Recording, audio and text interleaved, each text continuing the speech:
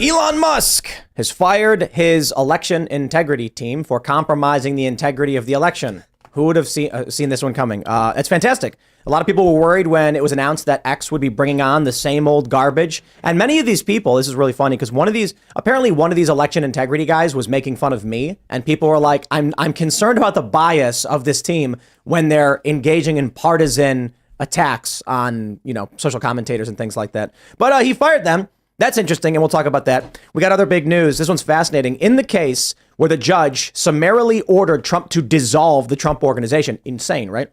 He values Mar-a-Lago at about $18 to $20 million, despite the fact that Mar-a-Lago generates $25 million per year. Something's not right. Yet, for whatever reasons you probably understand, Democrats and leftist personalities are agreeing with the judge. This is crazy. The Trump family, they're saying this property is probably worth close to $1 billion. And if you look at comparables in the area based on real estate alone and not a business, they are correct. You got a half acre going for $40 million and Mar-a-Lago is beach to beach property. So we'll talk about that. But my friends, it's debate night. So around 9 p.m., the lesser known GOP debate will begin, where we will waste our time but make fun of Republicans who aren't going to be the president. And I guess we'll enjoy our time doing so. Before we get started, head over to Timcast.com, click Timcast IRL X Miami, pick up your tickets while you still can. We are going to be in Miami all next week. Friday, October 6th, we will be live with Patrick Bet-David, James O'Keefe, Matt Gaetz. Ian will be there, of course. I will be there. Luke Rudkowski will also be there, plus many special guests. We're going to have Alex Stein doing a stand-up bit, a pre-show, and we're going to have an after show just for the people who are at this event, plus a bunch of free gear. And I believe right now, we haven't yet formalized it, but it is looking like that Friday night show will be a Timcast members-only exclusive for a variety of reasons. In fact, I think the Daily Wire with Michael Knowles here, you know exactly why we're doing it. You did the same thing recently with your backstage. Yeah. I saw your video you put out where you were saying we're going to take this normally on YouTube. We're going to put it. So we're doing this event and that whole show, it's going to be 100 times better for us to be on stage with the audience, everybody watching, participating, and not having to worry about the BS. Plus, it's just a way for us to help make more of these events, make it function, make it reasonable. So definitely get your tickets while you still can. And also click join us, become a member, and you get access to our Discord server to hang out with like-minded individuals. They run their own pre-shows, after shows, midday shows. They're working on projects, games, card games, all this really awesome stuff. If you want to be a part of it, help build culture. Another good reason to become a Timcast member. And as a member, you can submit questions to the Uncensored show Monday through Thursday and call in and talk to us and the guest. However, I do believe because of the GOP debate tonight, we likely will not have a members only show. We'll just do an extended show where we probably just make fun of Republicans who are not going to be president. That being said, joining us tonight to talk about this and so much more is Michael Knowles. Great to be with you as always. I'm really glad that I could be here because you get accused of leaning in favor of one candidate or maybe another candidate. And I just think Doug Burgum does not get nearly enough support on this show. So I'm here for the Burgumentum, which starts tonight. Did you coin the Burgumentum? The Burgumentum is the successor movement to the Croissants, or croissants for short, for Mr. Christie. That has not really taken off. So now we're on to Burgumentum. Burgumentum. And I think everybody knows who you are, but do you want to give a brief introduction? Yes, I'm the only Republican not running for president this cycle, and I have just as much of a chance as every guy who's on stage. But you won't see me on stage. You can find me at The Michael Knowles Show and elsewhere. Right on. Well, thanks for hanging out. We got Mary Morgan hanging out. Hello, everyone. It's been a minute since I've been on IRL, and I'm back, and I'm happy to be here. I work at Timcast up in the attic on Pop Culture Crisis. We don't really get into politics. We talk about Hollywood, celebrities, that kind of thing. So, yeah, I guess I'm going to have to talk about politicians and we do have Ukraine and... Maybe, but we J6. Yes, but we do have a story that overlaps because Joe Biden called LL Cool J boy. He did. We did talk about that. They're pissed. He confused him for Corn Pop, in fairness. Had he known what a great guy it's not as Cool bad J as is. it sounds. No? It's really not. The headline sounds bad. It sounds like he was talking to LL Cool J and he goes, "Hey boy," but that's not really what happened. Either way, I mean, I guess a lot of left-wing people are angry that in whatever context, but we'll talk about it. Yep. So, yeah, whatever. We got Ian hanging out. Hey, everybody. Ian Crossland. Happy to be back. Happy to see you guys. Hello, Michael. Those headphones are fire, Mary. Nice work. Thank you. I like them. Can they see that the Yes, they lights are can. flashing? Absolutely. Oh, yeah. Those light up? Yeah. Yeah, it's It's faint, very but you can faint. see it. Yeah. It's subtle, bright. Yeah. tasteful. Yeah. We'll just have to turn the lights off. Cool. And then you can see. Well, hello. Hi, Serge. How you doing? Hey, I'm doing good. Nice shirt again, man. Thanks, it's, man. It's sick. I'm a fan. Serge.com. Let's get started, Tim. We got this story from the Post-Millennial breaking. Elon Musk fires ex-election integrity team for undermining election integrity. This was just too good. This is big news considering we're entering the cycle and we got a debate tonight, so I figured let's jump into this one. Elon Musk announced on Wednesday that he has cut the electoral integrity team at X in half, including the newly brought on board head of the group, Aaron Roderick's. When the news was reported, Musk replied, "Oh, you mean the election integrity team that was undermining election integrity? Yeah, they're gone." Is this like... Wow. You remember when Trump invited Mitt Romney to have dinner? And he said, "Hey, Mitt, maybe I'll make you Secretary of State." And he just humiliated Mitt Romney at this dinner. There's that picture of Trump grinning like the Cheshire Cat and Romney kind of, cowered over. Is that just what Elon does to these employees? He says, "Oh yeah, I'm going to hire a bunch of election integrity censors and haha, you're fired. Boom." I wonder how much of this is 5D chess, or I don't know, how many dimensions are we getting? It's 3D chess. 18, yeah. Right. So Elon Musk goes to war against the ADL because they're trying to get advertisers pulled. Elon knows he's got to push back. How much do you want to bet some of these advertisers or woke companies were like, your platform is undermining election integrity? And then he goes, "We're actually hiring an election integrity team to make sure that doesn't happen." They went, "Oh, okay." He brings them in, gets evidence of them screwing with the election, Right, and then says, "You're fired." And now he can go, "Here you go.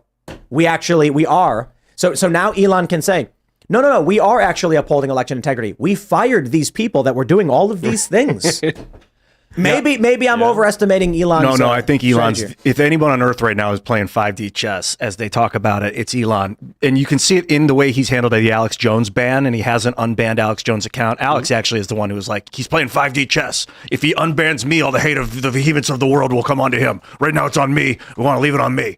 And Elon knows that, so that's what he's doing. Is Alex in the room right now? Did I? I channeled that beast. Wow. So I think Elon you've got to be at that level to be firing rockets up into space and working on national security and stuff. And I mean, he's basically, he's veering the momentum of the Ukraine-Russia war in a lot of ways by shutting down Starlink over top of Ukraine last year. He didn't shut it down. He never turned it on. He never turned it on. Yeah. So he denied service to a country during a war. So like this guy's got amazingly powerful influence. And I think he's behind the scenes just that they love him. I think a lot of like the arms manufacturers love him. I think that like, if we need a corporatist to be running the world, at least it's Elon. Yeah, I'm now pro Elon. I was never anti Elon, but I was sort of Elon skeptical because I just wondered if he was the monorail salesman from The Simpsons. I didn't know if it was all kind of a con.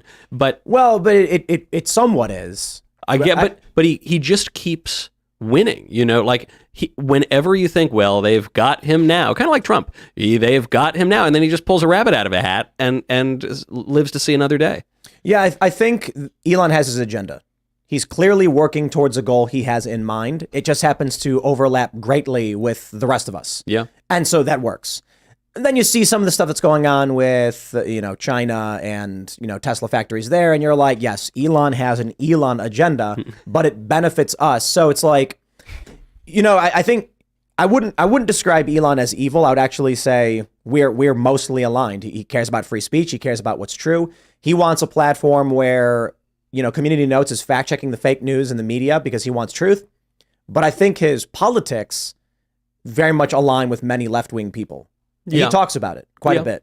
Yeah, that's Community true. Notes has kind of ruined satire on the platform, though. Because it just tells you the joke. Yeah. Yeah, it's just a joke explainer at this point. And I like Community Notes a lot, but I got some criticisms because one thing that happened was I put out a tweet criticizing, I guess you can call it criticizing, but pointing out that the Ron DeSantis campaign had used footage from so it's complicated, but Elad Eliyahu reports for Timcast. However, he owns the rights after the fact, so we get first rights on all the content, and then he can do whatever selling them outside the company, but we get first rights to distribute them. Right. And so when the DeSantis campaign put out videos with our video that we had got first rights on, and then put paid for by the DeSantis campaign, it was literally just this clip, 7 seconds long, nothing else. There was nothing it wasn't an ad. It was a video shot by Alad Eliyahu saying he paid for it. And then I asked him, I was like, hey, did you sell this? And he's like, no. And I'm like, okay, well, like we didn't sell it to him. Yeah. So I tweeted, we did not sell this to the DeSantis campaign or whatever. And what they did was, in my tweet, pointing out the clip they sent out to people via text was not paid for by the DeSantis campaign. The DeSantis people used community notes to change the context of what was said to create fake news. The insinuation was that the screenshot I had posted was a full-length advertisement and not a single clip. Right, of course. My point being, hey, they're sharing a clip from our news channel and then saying paid for by DeSantis on the video, which they did not do. Then they put in community notes. Advertisements in the political space must say that they were, I'm like, it wasn't an ad. So that's my issue with, community notes. Because the community notes are in a way like democracy, which is they're only as good as the community noters. It's only as good as the people. And so a lot of times it's pretty good. But then, sometimes people game the system. Like Wikipedia. Just like Wikipedia. Yeah, I got this one. The best community note I ever saw. It says Tim Pool is bald. It was it was in response to "Help, I'm being cyberbullied" tweet from last month. Do you remember tweeting that out? It was something funny. I can't. The original post is lost. No, I think it's inverted. I think I responded one of your because of it. supporters was saying like Tim's not even bald, and then the community note. Tim Pool is bald. But it's only half true because, yes, some you're baldish. It's also on hair, Like, I don't know. So you should have a community note on the community note say, fact check, Tim Pool wears a hoodie. Or a beanie, rather. This goes full circle, though, because so what happened was someone pointed out that one of Twitter's election integrity guys was insulting me. And it was him saying something like, if Tim Pool had hair, I don't know. I don't remember what he said. Someone responded with, that's stupid. Tim Pool's not even bald. Then someone community noted it saying Tim Pool is bald. And then I quote tweeted the Twitter guy saying, help, I'm being cyberbullied. That was the best. One of the best days. But this guy got fired. This is the guy. I'm pretty sure this guy, Aaron Roderick, that was him. He got fired. He's gone. But I think he got fired because, dude, you hire a guy who then immediately goes on an activist tirade across the board, just insulting people. And your boss is going to be like, dude, what are you doing? Yeah, I favor the 5D chess a little bit here because I don't know. I just get the sense that Elon knows what's up and he goes along and he plays games and he manages to survive. But does anyone really believe that Elon Musk thinks Twitter needs an election integrity czar? No way. When you put up that job posting, you have complete control over election-related discourse on one of the biggest social media platforms. What kind of person does that attract? Who's sending in their resume? Maybe it was a honeypot, Elon Musk is like, come control elections. And then he sees who comes in and he's like, I got you.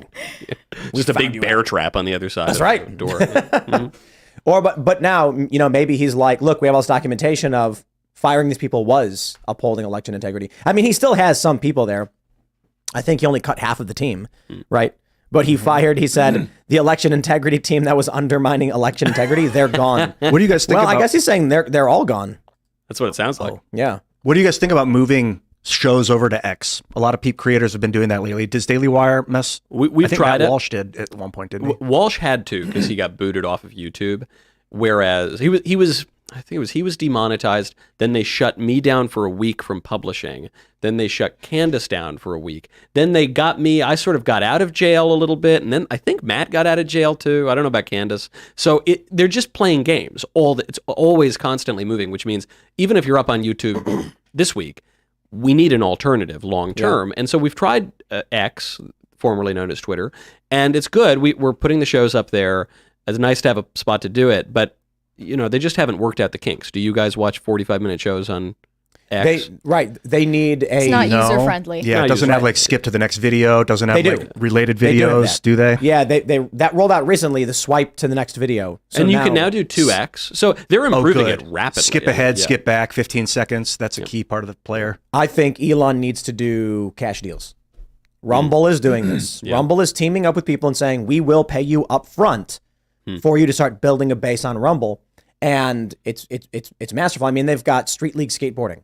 So for me, skateboarding, I'm like, when I found out they got Street League, I was like, whoa, that's big mainstream pop culture stuff. Exclusive now on Rumble. That's crazy. And then I watched a skate video with one of the top pros in the world, and this is not political stuff, and they got Rumble on their wall in their skate park. And I'm like, this is the move. I think Elon doing the ad sharing, brilliant. Very, very powerful move. I think the verification checks, people don't understand why this is such an important thing that Elon Musk did with Twitter Blue.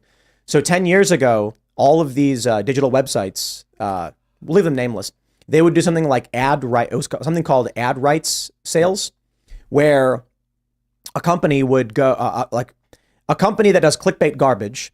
You may have seen them where it's like 25 pictures of gross celebrities and each picture is a new page with 800 ads on it.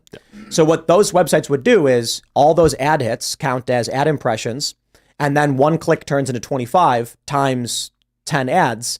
Then with all those ad hits, they sell the rights to a big brand. Let's, call it the Daily Fire or something. Yeah, just to pick one. Yeah, To pick one a at random random. nonsense name. But like no, that. the Daily Wire literally doesn't do this. I'm not trying to. I'm saying like a company would then go to like this Slimcast, something like that. Slimcast goes to this company and says, we want to own the rights to those ads and claim them. And then what happens is if you get 10 million views, they sell you the rights to those other views. And now Slimcast has 80 million views. You then go to your advertiser and say, the Slimcast network gets 80 million views. It's total BS. Right. What Elon Musk is doing is going to advertisers and saying, when someone sees an ad and there's a check mark, it is a real human. For a while, the concern has been that advertisers are all being ripped off by foreign farms, bot farms, that will make fake traffic to generate ad sales. And then people are buying ads and they're wondering why they're not working.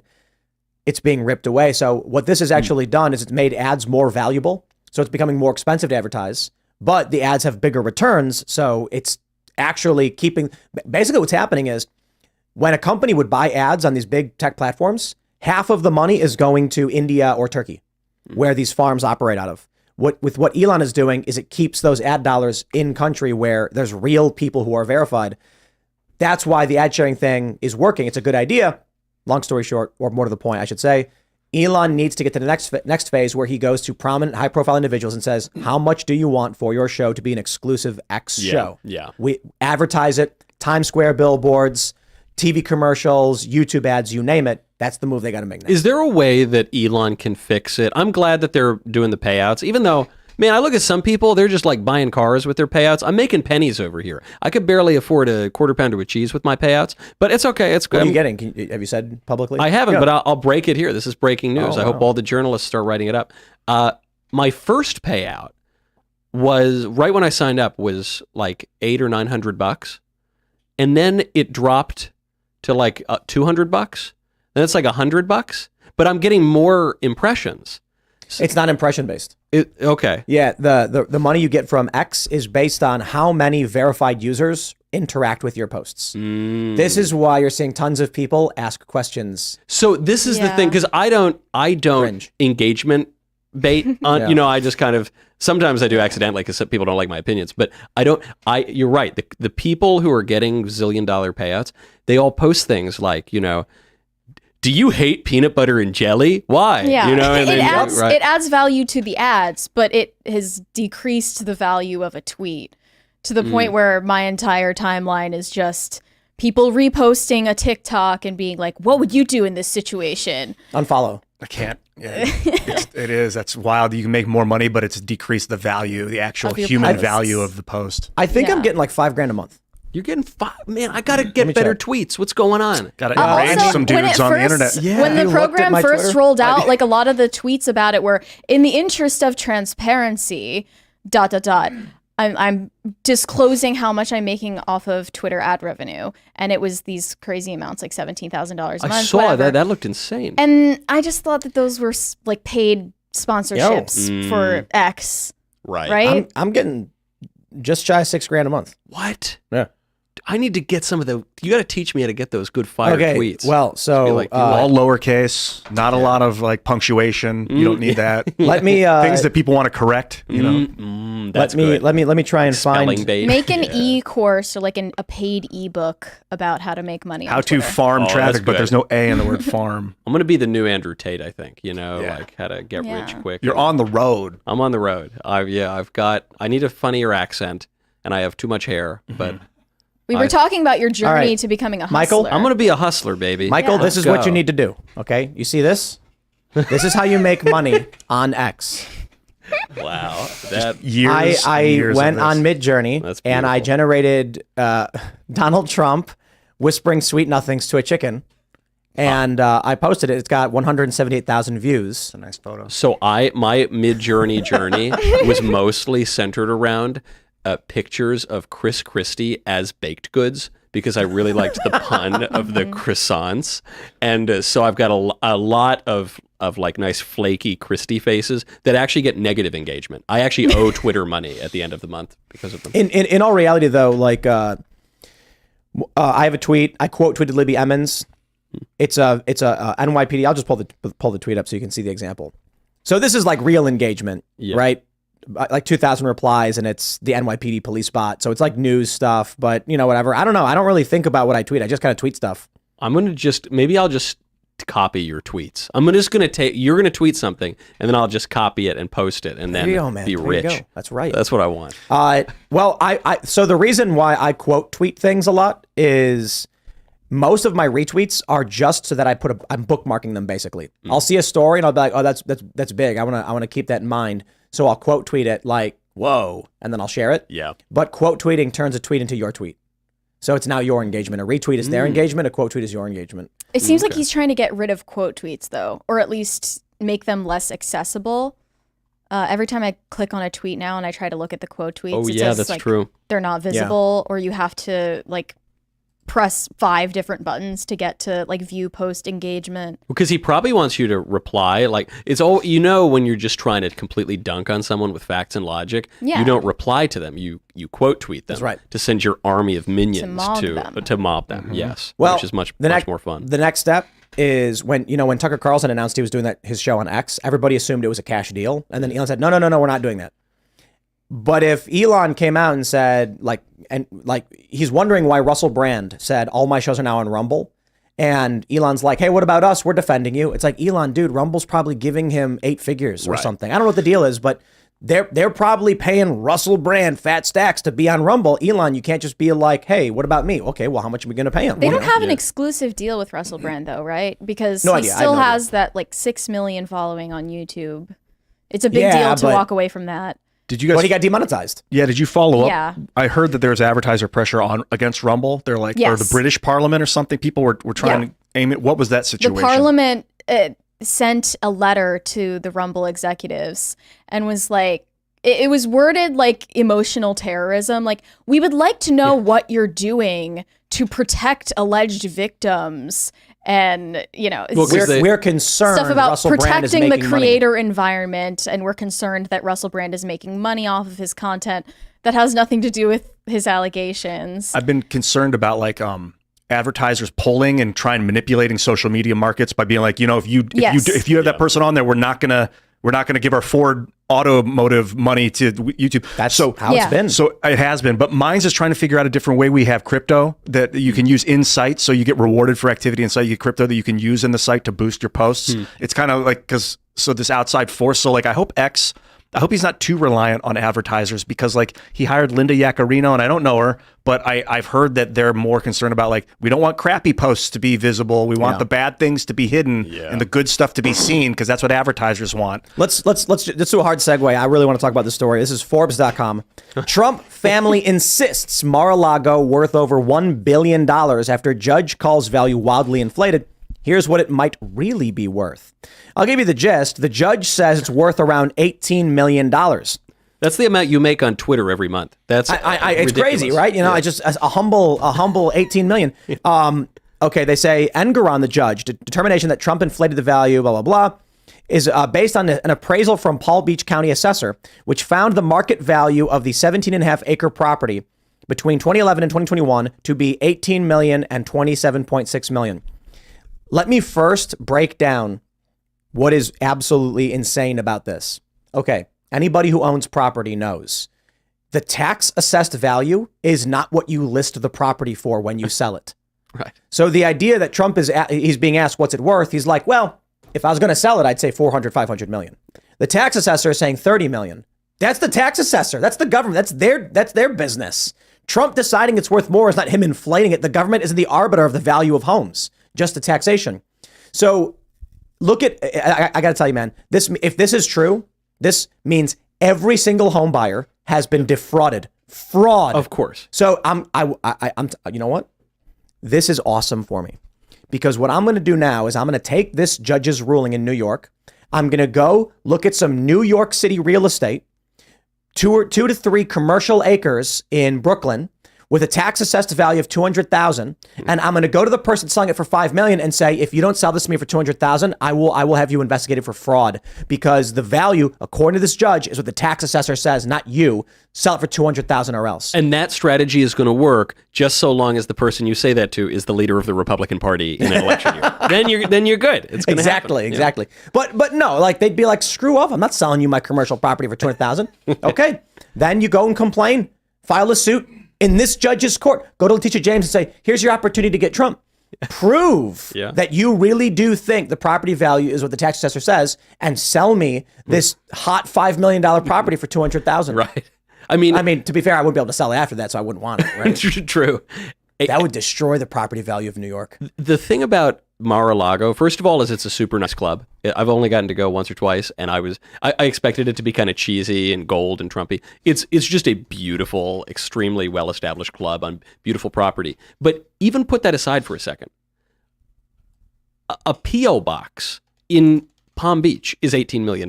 The notion that this very prominent club in the prime part of the prime beach is $18 million. It's just completely absurd. Yeah, well, I mean, with inflation, in the last 3 years of inflation, if like 30%, our economy is like 20%. Yeah, like if something was $1, it's $1.20 now. I mean, I don't know exactly the numbers, but like 4 years ago, our national debt was like 27 trillion. Now it's 34 trillion or something like that. That's I got to pull up the value. This is Zillow, and this is Mar-a-Lago. Mar-a-Lago goes beach to beach. It's got water on both sides. Yeah. Oh, it looks nice. So I want you to understand this whole plot right here, and I believe it might include this plot. I'm not sure who owns this one, but this one doesn't have a listing on it. And they said it's beach to beach. So I would imagine it's probably Trump's, but I'm not sure. Okay, it says 24.2 million on Zillow. In fact, a few years ago, it said 400. Zillow changed it apparently. Really? This is my understanding. I read an article that said that. I could be wrong. I want to be careful here. But hold on. You see how big it is? You see this itty bitty thing right here? 56.8 million. Wow. Something does not make sense. What? Why is Zillow showing Mar-a-Lago 17.5 acres as 24 million, and then up here, literally next to Mar-a-Lago, a much, much smaller property. And much less valuable because it's obviously not beach to beach. Right. And it's double the price. Wow. So this property, it's off the market. Let's pull up the home details. It's 1.76 acres, and its estimated value. I want to make sure this is clear. This is a Zillow estimate, not a market appraisal value. Zillow is saying this property is $56 million, but Mar-a-Lago is 24. Mar-a-Lago is 17.51 acres, beach to beach. And it's a club that generates $25 million per year. Right. This little house right here, look at this. This little itty bitty house right here is worth $2 million more than Mar-a-Lago? In what reality look at this one, this tiny one right, 30 million. If you pulled up here and said, oh, this house is $30 million, and then you look at Mar-a-Lago, how come I can't get the 17 acres, right? Sell me that one. That's cheaper. That's insane. But of course, look, there's no logic to it. We could yell about it until we're blue in the face. They don't care whatsoever. The point of this ruling is to say, hey, Trump, we took away your election, perhaps, and Trump, we took away some of your money, and Trump, we're going to take away your freedom because we're going to put you in prison, and now we're going to take away your business just because we want to. Look at this. Right here, just south of Mar-a-Lago on this other side, 100 million for this 7-bedroom, 100 million. Yo, 3.5 acres. I'm wondering what the ramifications of this ruling is going to be. Because right now, the people who live in Palm Beach, all of them are angry that a judge just ruled Mar-a-Lago's worth 20 million. Because now, you invested in property in West Palm Beach thinking your value is going to go up. Someone bought a property for 20 million. Now the judge is saying it's worth less than $1 million. But by the way, West Palm Beach, which is on the mainland, that property is worth a ton of money. We're talking about Palm Beach. Oh, Palm right, Beach, right, right. We're Sorry, talking about sorry. the real gem Not West here. Palm Beach. Right. Actual Palm Beach. Like the My number mistake. might make some sense in West Palm Beach, but it's all just a farce. No one takes this seriously, right? No one takes the 4 indictments seriously. No, it's just Letitia James who brought the case, ran for office saying I'm going to get Trump. This is all going on in New York. Why they're talking about Trump's property in Florida, no one even really knows. It's just a joke. And the sad part is, it might work, right? I mean, It's going to work if you're in a communist state where the law doesn't matter. Yeah. And so in the instant, let me show you this tweet from Kyle Kalinske. Kyle said Mar-a-Lago gets revenue of $25 million a year. It's valued at max $75 million. You idiots claimed it's worth $739 million. You did this with virtually all of your properties to inflate net worth and get loans from banks on more favorable terms. Fraud. Kyle's completely wrong about all of this. Yeah. And it's shocking because I like Kyle, but his past few tweets on all of this stuff shows that he didn't actually look at any of it. First of all, the Trump family valued the property between 400 and 600, not 739. Second, why would the value of a 17-acre piece of real estate, a hard asset, only be valued based on the revenue generated by the business? Right. If you were to remove the business outright, we're talking about a piece of property, 17 acres in Palm Beach. Comparables would put the comparables of the acreage, just the acreage with no property, puts this property at $1 billion with no business on it. Right. You add $25 million a year, we're probably looking at 1.25 to 1.5 billion as a business property. It's just simple. The scary thing about what Kyle is saying is that the point he made was that Letitia James gave a press conference that proves it. The judge then issued a summary judgment with no trial. Yeah. Sanctioned Trump's lawyers, banged the gavel and said, dissolve the Trump organizations, you committed fraud. No trial, no defense, no evidence. Just a press conference and the judge says yes. And these people are celebrating it. Of course. So, I was talking to Andy No, and he was asking if it was wrong, if I thought it was wrong that people on the right keep calling the left communists because they call people on the right fascist. And I'm like, well, the right's not fascist, but the left is communist. and I don't mean literally every single person, but there's the banality of evil and malicious evil. There are people who are working in service to communism while not realizing it. And then there are people who are literally doing it. They make the same argument on the right about fascism. The only problem is Dave Smith, who they call a fascist, completely disagrees with everything Trump does, or 99% of it. Right. So you can't say he's in service to something he opposes outright. But this is the narrative they're going with right now. And now they're actually just, I'm looking at this. I tweeted in response to what Kyle said. Carl Benjamin, who was just here, said, you were right. They eventually all just become communists. They are now basically saying if the state says so, it is so. And one can talk about all the isms all day long, and communism and socialism are a consequence of liberalism, centuries ago. But even just the libs have this problem, which is liberalism boils down to maximizing individual autonomy. And what that boils down to, we see this in the absurdities of all of the identity ideologies that have proliferated today. But what that boils down to is a diminishing of the importance of objective reality, of things like law, of things like, I don't know, real estate prices relative to Palm Beach. But all of these things, that goes away. If a man can claim that he is a type of thing that he is not and be granted, that right in society, then we're untethered from reality. And so maximum individual expression makes the law into nothing more than a way to wield a cudgel and beat your enemies. And so we're going to be debating about the law and the objective value of this property, but they don't care. They're just going to smack Trump. And I'll just to add, West Palm Beach, 0.3 acre lot, $5.5 million. Wow. 0.3. Wow. So let's do 15 per acre. Now do 17 acres. And yeah.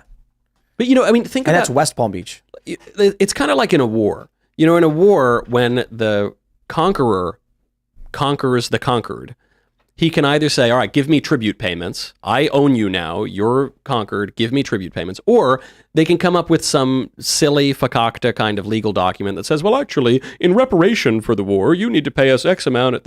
But it's just a legal veneer to cover what is just brutal, basic politics. And that's what's going on right here. So if this decision is thrown out, which it certainly should be, they'll just do some other version of it, because none of this has anything to do with the value of Mar-a-Lago or Trump's businesses or the bank loans he got or any of it. It obviously only has to do with the 2024 election. It has to do with the fact that they view this man as a danger to their political project. And so if this stuff doesn't hold up in court, they'll just kill him.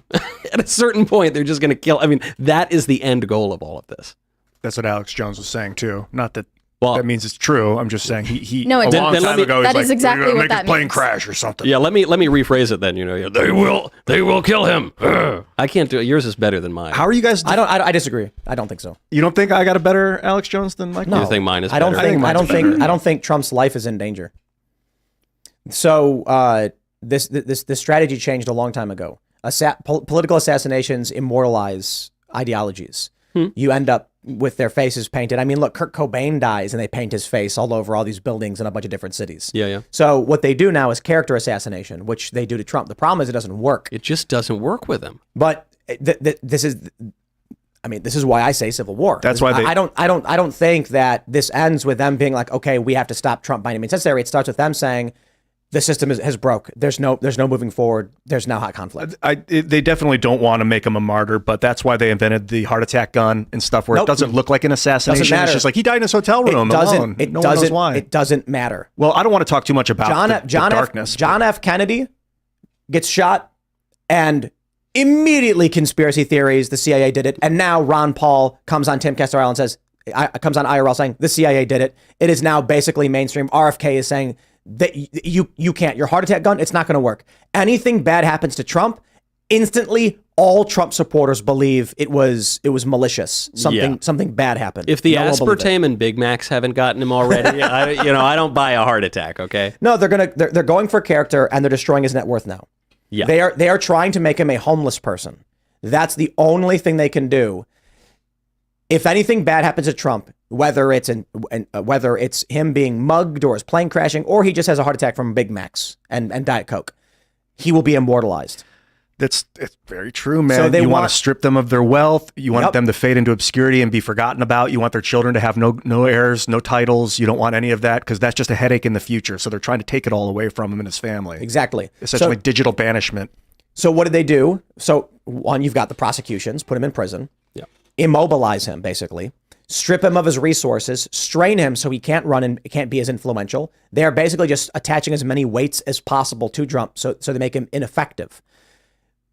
The next thing we just saw them do, a judge summarily ruled, that means there's no trial, a judge just banged a gavel, the Trump organization is to be dissolved in 10 days. Yeah, so what's that? Some random judge just said, yeah. Now do they be like, okay, nah, we're going to I think we're do gonna some keep real our law? business, yeah. Well, they're filing an appeal. But what will happen, because we are in civil strife territory, civil war territory, this judge says it, you know for a fact, New York Democrat government is going to be like, oh, well, Right. canceled. Trump organization dissolved. There's not going to be some principled person in the Democrat trifecta New York State going, well, I mean, this is a little crazy for the judge to rule this. I don't think. No, they're going to be like, okay. Hopefully there's wealthy businessmen in the Democratic Party that are going to be like, this could happen to me. If they can just go bang, bang and dissolve people's There's companies. never a selfless thought like that. No. There are a few. You get But like Mark do we Cuban want once to in a live while. in a world where Trump has nothing left to lose? Isn't that a little bit scarier? Bring it on, baby. Than Let's go. than what he has now. And also, since he's been, digitally banished, like you said, Ian, why is he still waiting to come back to Twitter? That's the Well, only platform came he back. has left. I mean, he's not really using it. Right, but he did post the mugshot. That's why. That's it, though. But he's Is not that saying enough? it's because whatever he posts on Truth is instantly reposted already. Yeah. But when he does post on X, it's major breaking news, huge. So he's using that Okay. like buckshot. I do wonder if this goes through, if this ridiculous judge and Letitia James get their way, does it really matter? I mean, one, will it dissolve the Trump organization? But two, it's not like Donald Trump makes automobiles. It's not like Donald Trump makes widgets. The company is him. It's just him. It's his name. It's his face. It's his lifestyle. It's his imprimatur on various other products. So can't he just start it again? Can't it just be Trump Organization 2, Electric Boogaloo, and this one's going to be registered in Tennessee instead of New York? But I mean, I think they're seizing the properties. I mean, how is this going to operate? Some of the companies that are being dissolved are just holding companies. Right. So, so for people who aren't familiar, when you're buying a property, you form an LLC, which owns the company. But they're gonna take his actual properties. But if they're dissolving the company, then who retains ownership of the property? They've dissolved the entity that owns it. Yeah, fire. I don't know. Can we start bidding on it? They're calling it the corporate death penalty. If the company owns the property and the company gets dissolved, who owns the property? Sounds like it goes to auction at that point. And that's crazy. If you as a human being, Ian Crossland, own property and then you're 80 years old and you pass on and you have no next of kin or whatever, who gets the property? Well, the state will probably just take it. I think that's what happens if you die and there's no one else. Or it goes to your next of kin or whatever. A corporation doesn't have any of that. The corporation is gone. Where does the property go? I imagine it would be the same as if somebody died. I just don't know. I mean, that's just that is like Fidel Castro level stuff. And I don't doubt that they want to do it. I just can't imagine the American people put up with that. I assume there have got to be some reasonable Democrats. I know that's a bad assumption, but people who don't want the entire system of business law to be totally upended in the United States just because they hate the mean orange man. But maybe not. Maybe they're irrational enough to do something like that. I think you're right. It's just a matter of people being aware of what the hell's happening a lot of times too. I just love, this is also another species of one of the dumb anti-Trump attacks, which is, he's not really that rich.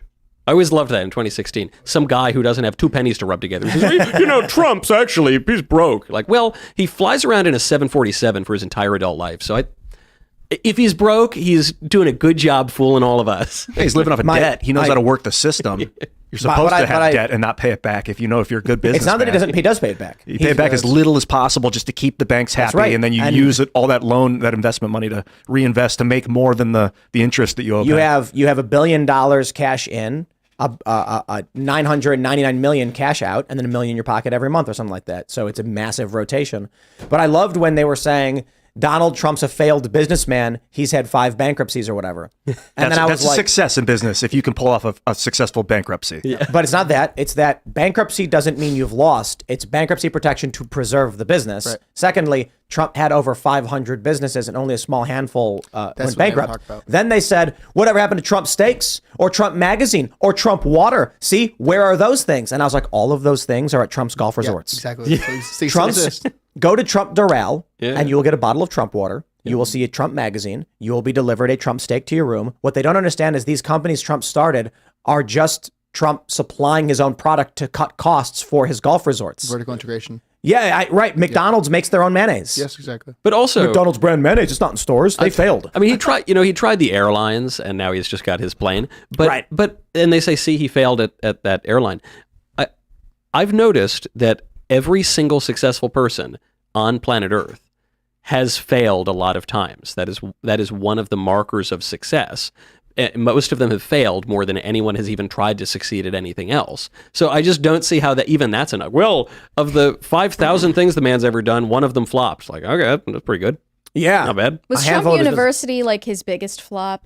Trump University was probably the silliest flop. Yeah. But it wasn't the biggest property he had, though. And also, I have a PhD from there. I heard it was a scandal. Is it real? What was the scandal about Trump? Well, it's not like, it's not a school like, Stanford or Harvard or something, meaning if you send your kid to Trump University, the kid won't end up trans, or hating you when they graduate. You're not going to, it's the whole accreditation system, in my opinion, is meaningless. It's not accredited. Well, I don't know if it was. I don't believe it was. I think it was just like a kind of scammy sounding company, but there are like a million of these things. I think it was more so that it just didn't get going. Yeah. Trump tried to start a thing, got a bunch of people in, went nowhere, and then it fell apart, and they were like, yo, what the, Yeah, but I mean, does anyone really think Trump University is more of a scam than like half of the actually accredited universities in America today? Less of a scam. It's less of a scam. Yeah. You're right. Let's jump to this story, because last night, we had social breakdown in Philadelphia. Philly police arrest 52 people in connection with rioting and looting. So basically, last night, you had absolute insanity in Philadelphia. Over 100 people running around, smashing windows, breaking into stores and liquor stores, just stealing whatever they wanted. And they didn't care. They didn't care about the police. They didn't care about what was going on, and the police can't stop it. There was an influencer named Meatball Yeah, live who streaming. got arrested for stealing bread from an Apple store. Bread? Bread? Wait, what? Just to, they're just trying to get by. Just trying to get food to That's right. keep surviving. Right, because that's what AOC said, right? That they're just struggling to get by. So, they went. Feeling bad for Meatball right I was now. picturing just meatballs and a nice juicy hoagie roll, and I kind of lost track of the story for a second. But do they feed their families with Dior handbags? I don't know. Well, I've what never they tried did one. was when they stole all the Apple products and went outside, the alarms on the devices went off saying you're being tracked. So they smashed them all. Yeah. But this is my point that I made earlier. When I talk about social breakdown, let me spell it out for you. If police are not held accountable when they commit crimes, then you get this. What do you think the political equivalent of this would be? So I'll give you an example. I don't believe that all cops are bad. I think that's silly. The ACAB people are nuts. I think police serve a purpose, but the problem is when we get instances of police impropriety, we are not likely to get accountability. I can speak to an example when the example I often give of when I filmed the police wrongly arrest a photographer in New York who then filed a false police report and additionally lied under oath to try and convict a guy who had done nothing wrong. The police claimed that he was standing in the middle of the street blocking traffic when he was on the sidewalk, and I filmed him on the sidewalk when they arrested him. Cops lied. They just didn't want a photographer taking pictures of what they were doing. There was never any accountability for those cops. Now, you get a piece of information like that. It's a problem. How do we fix it? I don't know. There's got to be a solution to it. The leftists propagandize that, amplify it, and then lie about other instances because this seed means you get a George Floyd, you get an Ahmaud Arbery, no one will trust the police. Yeah. It doesn't matter if you're a fan of the cops or not. The point is this. The more stories you get and the more videos you get of police impropriety going unpunished, you'll end up with people like this saying, the police have no jurisdiction over me. Why would I listen to these gang members? And this is what I've explained before. If a gang member shows up to your house and says, I'm the boss now, do as I said, you'd be like, get out of here. If a cop shows up, now you're like, okay, I got to call my lawyer. They have a warrant. Now I got to listen. Yeah. What's happening now is police are being viewed no different than another gang. Now think about the political equivalent to this. If politicians in Congress can insider trade with no accountability, we know they're corrupt. We know they're taking these dirty deals. We know they're playing dirty games in politics. We now know that Democrats are going after Trump supporters. They're going after the president himself. They're dissolving his businesses. What's the political equivalent? You're going to get factions in combination with this and the politics. What you will see is regular guys in their neighborhoods starting neighborhood watches. Yeah. They're going to say the police won't stop the crime. The police can't be held accountable. The government is going to arrest us. We have to protect ourselves. What happens when you get 56 different factions all throughout the United States in their small town areas asserting their jurisdiction outside of the county, the state, or the federal government? A birth of a nation. It's the way you're describing it is to the extreme extent, but at the smaller level, when people are just starting these community watches and they're maybe just arming themselves and they're just making sure that if you exercise your Second Amendment rights, that people are going to be more polite around you. That's all good stuff. I don't want to sound like I'm just trying to make lemonade out of lemons here, and I'd like to avoid civil war if we can do that. But if people have a little bit more situational awareness now, and people don't spend their time hanging around downtown Philly because it's gone up in flames, and people start exercising their rights and working with their neighbors to say, hey, we're going to make sure this is a small town. Try that in a small town, man. Yeah, I mean, look, these guys That's the could be canceled, right? But I don't know. I like a little accountability. So here's what I imagine. These people are smashing businesses and flash mobbing all over the place. It's been happening nonstop for several years now, and it's getting worse. This is the worst we've seen. Not only are they targeting stores, now you have 100 people running through the shopping district and smashing up a bunch of stores. And the police are only able to stop around half. You're going to get people who say, try that in a small town. Try that in a small town. What's the implication there? The implication is that we in a small town will defend ourselves. We will shoot you. That's the subtext. And here's what happens. There will be people in a neighborhood, in a suburb, in a blue state that will have guns. The police will show up and say, we are coming to take your guns away. And those people are going to be like, F you, no, you're not, because you don't protect us from the flash mobs and the roving gangs that are shooting at us and killing people. And the police are going to say, shut your mouth and get on your knees. Welcome to a modern Lexington and Concord. I don't think it'll come to that, though.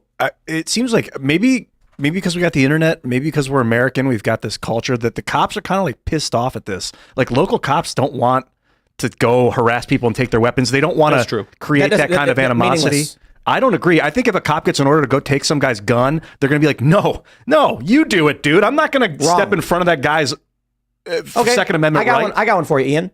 If the police were ordered to arrest local community members in their own city because foreign nationals had entered, do you think the cops could be like, I'm not going to arrest the guy who lives here because you want me to protect a foreign citizen? Do you think they do it? I don't know. They did it already. The police in Staten Island arrested the local residents who were protesting their government shipping in non-citizens and paying them. The police arrested the people who lived there. How about the guy who was in his own home when BLM showed up protesting? And the man in his own home, knowing these guys had set fire to another house recently, brandished a weapon. The cops went into his house and arrested him. But you know the sad part of all of this? I mean, that's all pretty sad. I think people will just probably go along with it. I like to think they're going to say, no, I'm going to stand up for my rights and my way of life. But man, if even Staten Island can be pushed around, those are like the most obnoxious, sort of stubborn people. We talked about this last night. The American Revolution took 20 years. It started in 1764 and it went until 1783. The revolution started 1 year and a month before the signing of the Declaration of Independence. And the Battle of Lexington and Concord, which wasn't really a battle, it was a bunch of farmers shooting at effectively police. The reason why that marked the start, the shot heard around the world, was because before this, everyone said exactly what you were just saying right now. No one's going to stand up for themselves. No one's ever going to get into conflict with the regulars. No one will stand against the crown until one day when the crown said, we're coming to take your guns. And they went to the militias in the rural parts of Massachusetts, and they said, over our cold, dead hands. Someone started shooting. We don't know who. I think it's fair to assume it was the Americans who opened fire on the crown first. I think it was some drunk militia man like, yeah. I don't think that was it at all. I think 300 regulars marching down the street pointing muskets at you, and one guy, somebody didn't have trigger discipline, though. Were just like, I'm done with it. This is my fear. But the problem is, I don't see an off-ramp. As Phil Labonte describes it, because all we ask for is like, guys, it's really simple. Police, you can't arrest a local resident because they're upset you shipped in non-citizens to their neighborhood and are giving them their tax dollars. Let me make this clear for everybody. Non-citizen illegally enters the country, gets a free bus ride or plane ride to your hometown, to Staten Island, to where you live. Your tax dollars to New York City are now paying these non-citizens who also have police protections from you and special protected status that AOC has fought for. They're working underground jobs and they're not paying taxes. Yo, I'm sorry, man. I'm deeply concerned about things like that. I'm deeply concerned about the fact that Colorado has no abortion restrictions and Oklahoma has total abortion restrictions, hyperpolarization, but most importantly, the immigration thing, I think, is the scariest thing. Yeah. But think about how effective it's been. We're paying attention to it now in particular because you see the crazy stuff in Staten Island, where you see Lampedusa gets overrun with more migrants than citizens of the island.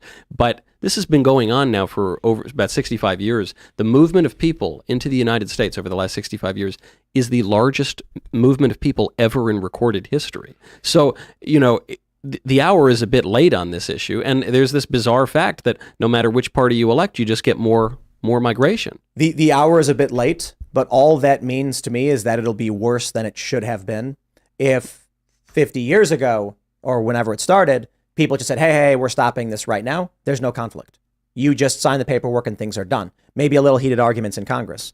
But now we're talking about a million plus people per year. Now we're at the point where the people who, hey, look, man, all that is required for evil to triumph is good men do nothing. Good people do nothing, right? And so the people of Staten Island but mostly men, I think we know. Right, sure. Yeah. But the people of Staten Island did nothing. These are people who pay taxes and support a machine and say, leave me out of it. I don't care about politics. I don't think about that stuff. That's the one Republican borough. There you go. And then one day they wake up and there's a bus being shipped in of non-citizens and they're saying, hey, your tax dollars, everyone's got to pitch in for these guys. And they're like, wait, these 20-year-old men from El Salvador sorry, not El Salvador. El Salvador's doing really well and everyone's moving back. But from Guatemala and Honduras, no, seriously though, but from Honduras and Guatemala who are fleeing here, then when they come out and they say, hey, get this bus out of here, the cop looks them straight in the eyes with a Joker grin and says, I will crack you over the skull if you stop what we are doing to your home. And then what happens? The cops beat and arrest the people who live there to protect the non-citizens. Yeah. This is unsustainable. It's insane. I guess, though, that's my point, is that even the Republican borough with the tough Italian Staten Islanders, most people haven't even heard this story. Nothing really happened. And so, look, maybe something... Right. But you're saying just wait and it'll... Well, so if the revolutionary period started in 1764... and it took 11 years to get to the point where people were opening fire on regulars, we could be 8 years away. Or if the Strauss-House generational theory is correct, then we're looking at maybe in 4 years, we're in deep trenches of serious conflict in our urban centers. In the United States? Yeah. What about the world? Do you think, yeah. I can't imagine that something would happen in the United States and not the rest of the world. I It agree. would be a global firestorm if something like that were to go down. If the U.S. destabilizes in this way, China immediately takes Taiwan. And try and take the Western United States. It would be like land grab central. Like if the Civil War or the Revolutionary War was a French opportunity to take control of the Atlantic Ocean by demolishing the British. And they did that. So when you make a good point too, Ian, which is you've already got this difficult situation we're in where the West, led by America, is decaying and China is largely on the rise. So you're seeing what people are calling the inevitability of a bipolar world already, so cracking U.S. hegemony for the first time since the Cold War is over, and frankly even a little earlier than that. So when you have a shift in the world order to that degree, it almost always ends in war, in a world war. So is it possible that just as we're on the brink of our civil war and pulling out our muskets to shoot our cousins, that we find ourselves in a global conflict already where the stakes are even higher? Yep. Does Russia advance knowing that the United States is completely destabilized? And if Russia does do a larger push, say with nuclear artillery, and I use that as an example because I'm sure they have other weapons and other techniques that could be divisive and powerful. But a nuclear weapon creates a hyperpolarization in the United States. One side, the left, saying, this is our casus belli. We must stop Vladimir Putin. And the right would say, this is your fault. We should not have been in Ukraine in the first place. You caused this. We need to extract and remove ourselves now. And then what happens? Do you think after a nuclear artillery is dropped in Ukraine, that this would extreme political instability already in this country. They're not going to have the public support to warrant sending more troops, more dollars, more resources to Ukraine. We now know, thanks to CBS, surprisingly, that the U.S. is not only funding the war, we're funding the small businesses of Ukraine. Right. When the federal government shuts down, Ukraine will still, the U.S. will be paying the salaries of Ukrainian citizens while not paying veterans benefits. Mm-hmm. Now, I do think Matt Gaetz said they did get a measure through a single subject spending bill to guarantee veterans benefits. They're duking it out right now. I mean, as we're speaking, they're on the floor of the House right now duking this out. But the thing I love about this government shutdown, look, we now shut down the government every year, so I don't even pay attention to it really. This is just this year's shutdown. And the thing I love about it is that it's going to show you who really runs your government. Because just as you say, we're going to shut down all non-essential services, but those paychecks to the shop owner in Ukraine, they're going to keep going. It doesn't matter what the people in Congress say. I think for most, I think most people in this country don't care. You tell them that tax dollars are going to Ukraine, they're going to be like, I can't see it, right? I'll tell you something funny. You ever play poker? You play Texas Hold'em at all? Yeah. So are familiar with table rake versus time rake? No. Okay, go to a casino, and most of them do what's called a table rake, where that's every hand, everyone gets dealt 2 cards. Everybody puts money in, and then you can increase the wager. And if you don't want to pay it, you fold. The casinos typically take $5 to $7 out of the pot as what's called a table rake. So every hand that's dealt, they will pull 10% up to $6 and put it in their bin. Yeah. That means if they're doing 20 to 30 hands per hour times $6, some card clubs do what's called a table rake. which is, I'm sorry, a time rake. Yeah. Every half an hour, everyone pays $7. If you do what's called time rake, you physically pick the money up and hand it to the dealer, and you're like, that sucked. If you do a table rake, you never know because the dealer's pushing you your winnings and pulling from it without you realizing. And people beg for table rake, which takes substantially more money away from them. The reason I bring this up is when it comes to us funding Ukraine, so long as the American people can't see the money extracted from their accounts, they won't care. Right. As soon as if it was if Joe Biden said we're gonna debit your bank account $5 to fund the war in Ukraine, there would be a riot. It'd be over in 1 second. Done. But you know, what they're really going to do is it's all funny money. And we're so incredibly in debt at this point that people don't even pay attention to it. And well, even if the Congress doesn't approve more appropriations for Ukraine, which is possible, what's going to happen is they're going to just discover another $6 billion.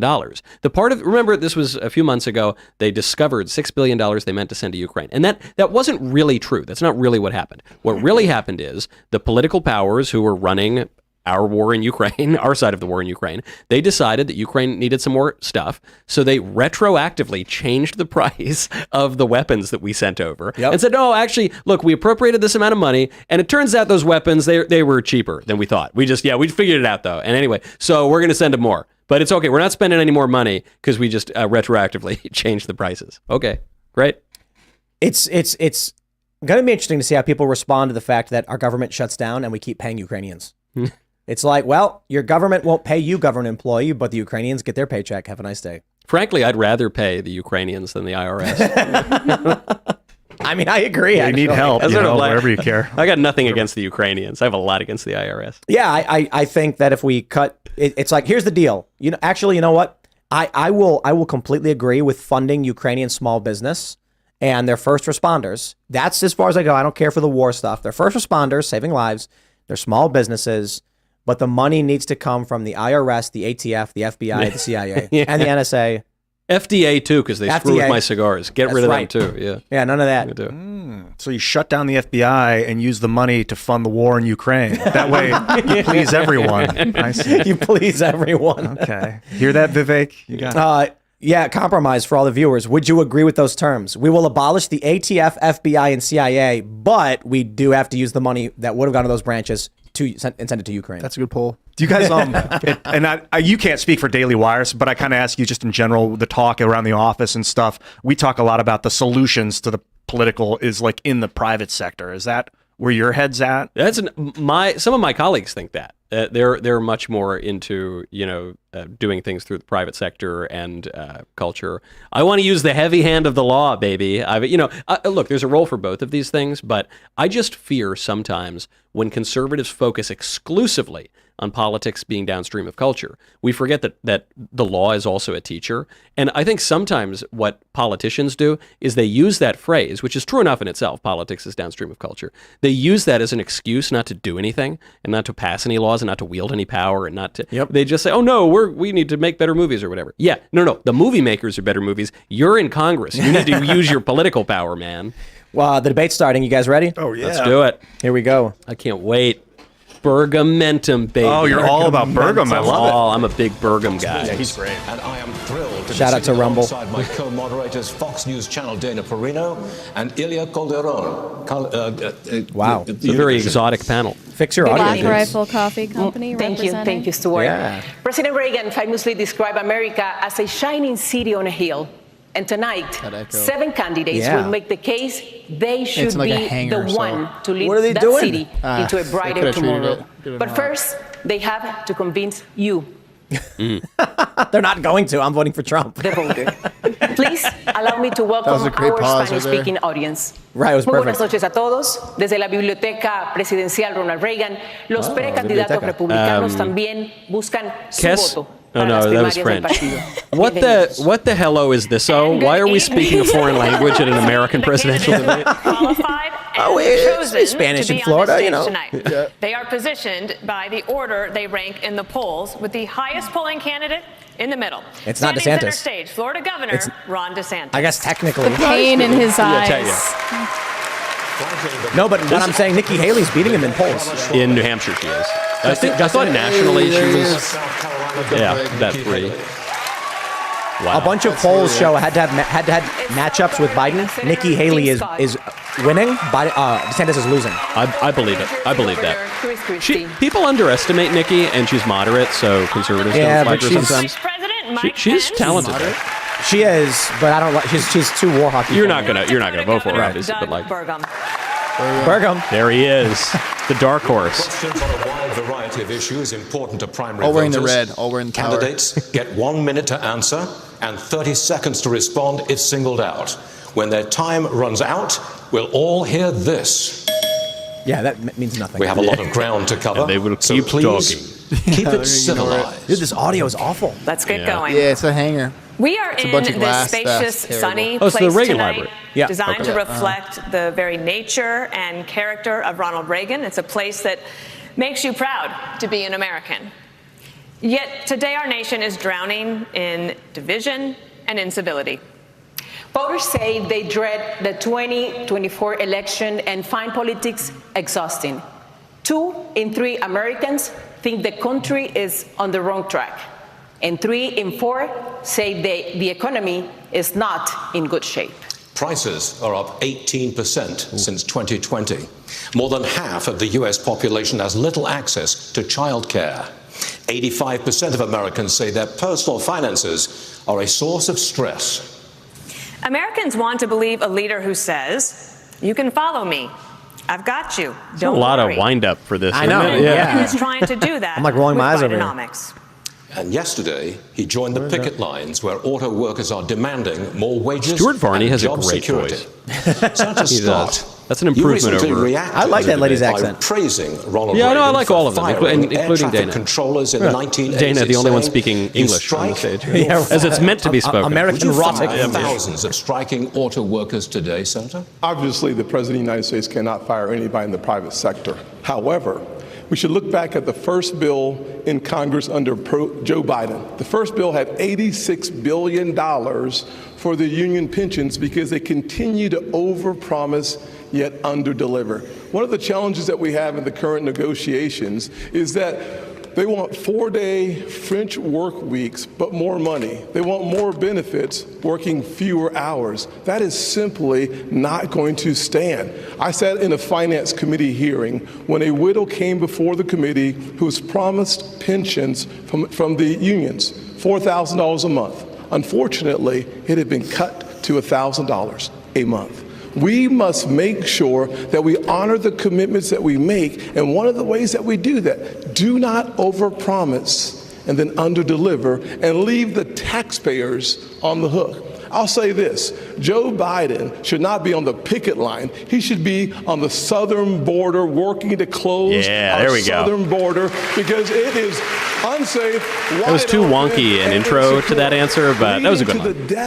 Well, he realized he was losing it and then was like, the border's open! The last 12 months because of fentanyl. It is devastating. Every county in America is now a border county because fentanyl has devastated Americans in every single state. I will also say 6 million illegal crossings. Because he started out answering the question, which was a very dumb idea because nobody cares about the auto workers strike. Finish the wall, reinstate Title 42, and get the job done. Get it done. Well, I can promise you that we are going to have a lot of questions on the border and immigration. That man but will in the not be meantime, we president. do want to talk He's about such the a nice economy and guy. jobs. I really and like him. especially want to talk about this strike for just a moment I want more. some Mr. DeSantis Ramaswamy, you cringe. said you really empathize with the strike. I honestly feel bad for DeSantis, and I kind of relate to him in a what he way. said, or do you think he's wrong? Because he's just I agree so with some of what he inhibited. said, for sure. I like the spirit of it. I'll say that I don't have a lot of patience for the union bosses. I think that's where he and I actually have a common view. I do have a lot of sympathy for the workers, however. People are going through real hardship in this country. I've been through hardship growing up. My father stared down layoffs at GE under Jack Welch's tenure at the GE plant in Evendale, Ohio. My mom had to work overtime in nursing homes in Southwest Ohio to make ends meet and pay off our home loan. So I understand that hardship is not a choice. But victimhood is a choice. And we choose to be victorious in the United States of America. You know what? If I was giving advice to those workers, I would say go picket in front of the White House in Washington, D.C. That's really where the protest needs to be. Disastrous economic policies that have driven up prices, that have driven up interest rates and mortgage rates. At the same time, wages remaining stagnant. What we need is to deliver economic growth in this country. Unlock American energy. Drill, frack, burn coal, embrace nuclear energy, put people back to work by no longer paying them more money to stay at home, stabilize the U.S. dollar itself, and rescind a majority of those unconstitutional federal regulations that are hampering our economy. That is how we unleash American exceptionalism. And that's not a Democratic vision or a Republican vision. That is an American vision that we embrace economic growth, and capitalism is still the best system known to man to lift us up from poverty, and we should not apologize for it. That's what it means to be an American. He's too smart. Yeah. He's a smart guy, man. He needed a more... The CEOs of he needed an answer that was more like cake. Just a simple, sweet treat that you easily digest. Out better. I like that he corrected this view that he's just a silver spoon kid. I like that he said, I grew up, had some hardship. Usually I find it cheesy, but it's helpful because no one knows who Vivek is. So I thought it was... Is that actually true, though? I don't know. Yeah, who knows? I don't know. Lower middle class. I've been friends with him for a while, but I don't know. His parents were immigrants. Yeah. But you also support how these companies operate. Which is it? Well, thank you for the question. I want to thank Univision and Fox Business for assembling such a wonderful forum. Look, I do disagree with something Tim Scott just said. Joe Biden doesn't belong on a picket line. He belongs on the unemployment line. I mean, look, I'm from the second Nobody cared. state in the country per capita. He paused for clap, and nobody gave it to him. Indiana. That was tough. We brought 12,000 factories back to America during our administration. I know something about manufacturing. And I got to tell you, while the union bosses are talking about class warfare and talking about disparity in wages, I have to tell you, I really believe what's driving that is Bidenomics has failed. Wages are not keeping up with inflation. Auto workers and all American workers are feeling it, and families are struggling in this economy. And Joe Biden's Green New Deal agenda is good for Beijing and bad for Detroit. We ought to repeal the Green New Deal, get rid of the mandates and subsidies that are driving American gasoline automotive manufacturing into the graveyard. And beyond that, also, as President of the United States, I'll be standing with workers all across America, and I'll be standing for the right to work of every American to join a union or not join a union as they decide. I like that. That's true. Senator Scott, you were mentioned. Will you care to respond? I said sleep That Joe Biden needs to be fired. That's why I'm running for president. I look forward to being the next president of the United States. I will also say, I know America can do for... Oh, Rumble. It's over. Yeah, Rumble. The election has been decided. That was enough. that's it. It's over. That was great. Yeah. Thanks for Burgum hanging out. won, I would say. Have you interviewed Vivek? I have. Yeah, so Vivek and I go back to college. He was at the law school when I was an undergraduate. Oh, nice. And we didn't really know each other in college, but we were in similar circles and groups. And then we reconnected because he started making waves in politics. And then 5 seconds later, he was running for president.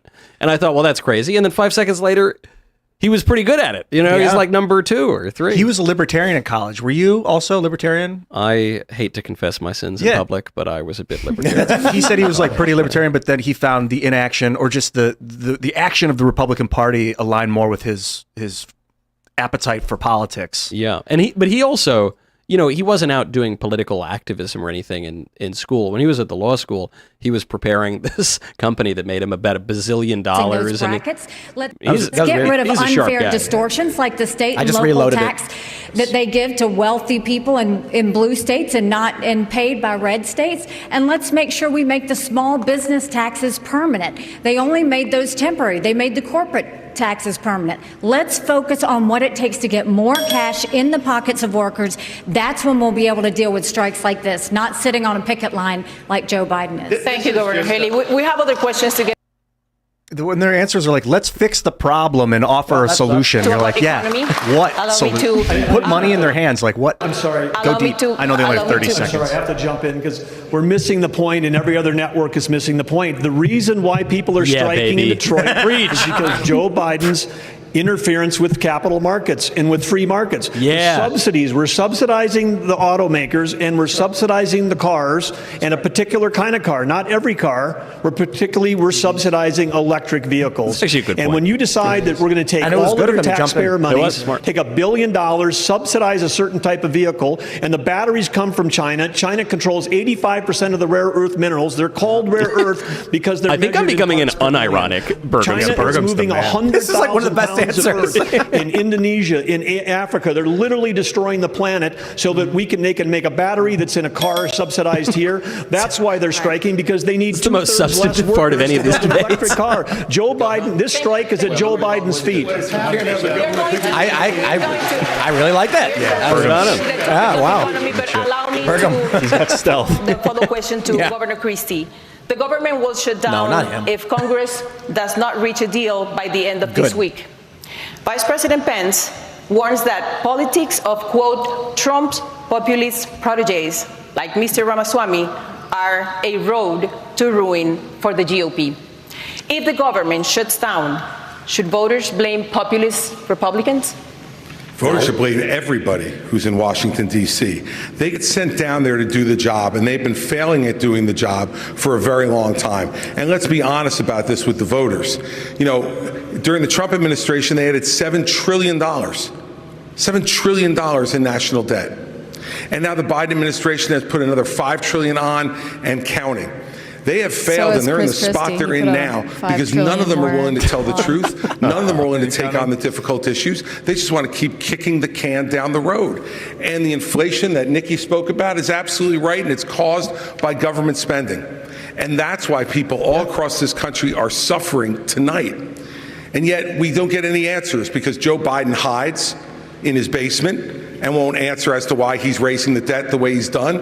And Donald Trump hides behind the walls of his golf clubs and won't show up here to answer questions like all the rest of us are up here to answer. This is low energy. He put $7 trillion on the debt. He should be in this room to answer those questions for people who talk about who are suffering. Well, thanks, Chris, for mentioning Trump. I appreciate that. And if the government closes, it's the blame. It is to the blame of everyone in Washington, D.C., who has failed to do their job and just plays to the grandstand. I would rather be eating Pizza Hut pizza and watching reruns of The Simpsons than listen to Chris Christie. Yeah, he struggles to breathe. I would rather do that than most things. Ironically, it's a very fun thing to do. Governor DeSantis, you haven't spoken, please. Right now. People in Washington are shutting down the American dream with their reckless behavior. They borrowed, they printed, they spent, and now you're paying more for everything. They are the reason for that. They have shut down our national sovereignty by allowing our border to be wide open. So please spare me the crocodile tears for these people. They need to change what's going on. And where's Joe Biden? He's completely missing in action from leadership. And you know who else is missing in action? Donald Trump is missing in action. He should be on the stage tonight. He owes it to you to defend his record. He had to go after added $7.8 trillion to Otherwise, the debt. he's going to end up at like 9% for the inflation. Trump's not the president, Ron. Come on. Florida. We cut taxes. We ran surpluses. Keep my we man's paid down name over out your 25% of our state debt. And I vetoed wasteful spending when it came to my desk. And as your president, when they send me a bloating spending bill that's going to cause your prices to go up, I'm going to take out this veto pen and I'm going to send it right back to them. That was a really good answer, Ron. I really appreciate it. Still voting Trump. Don't you agree, though? He's got to go in. At some point, he's got to go at Trump, right? Like, it's not going to, it's almost certainly not going to work, but he's got to do it at some point. Per month. Some families are spending up to half of their income on childcare, and they're having to decide, is it worth it for me to work, or does it not make sense for me financially? In 3 days, the billions of dollars in pandemic-era funding is going to end, and 70,000 daycares could close. So you had an effort to broaden eligibility for child care assistance. That fell apart last year. And for the moms and dads out there who are worried, what can you tell them if you weren't able to get it through the Congress How could you do it as president? Certainly one of the things I did as a member of Congress was to make sure that we protected the Head Start programs around the country, giving people the opportunity to pick and choose the place that they send their children. The challenges that we see today. Every time it's him. Under the Biden administration is that the cost for daycare has gone over $15,000 per child.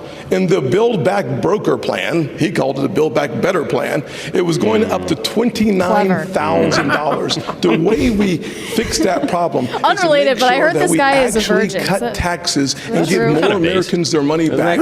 When I helped write the Tax Cuts and Jobs Act, we actually lowered a single mother's taxes by 70% on the federal level.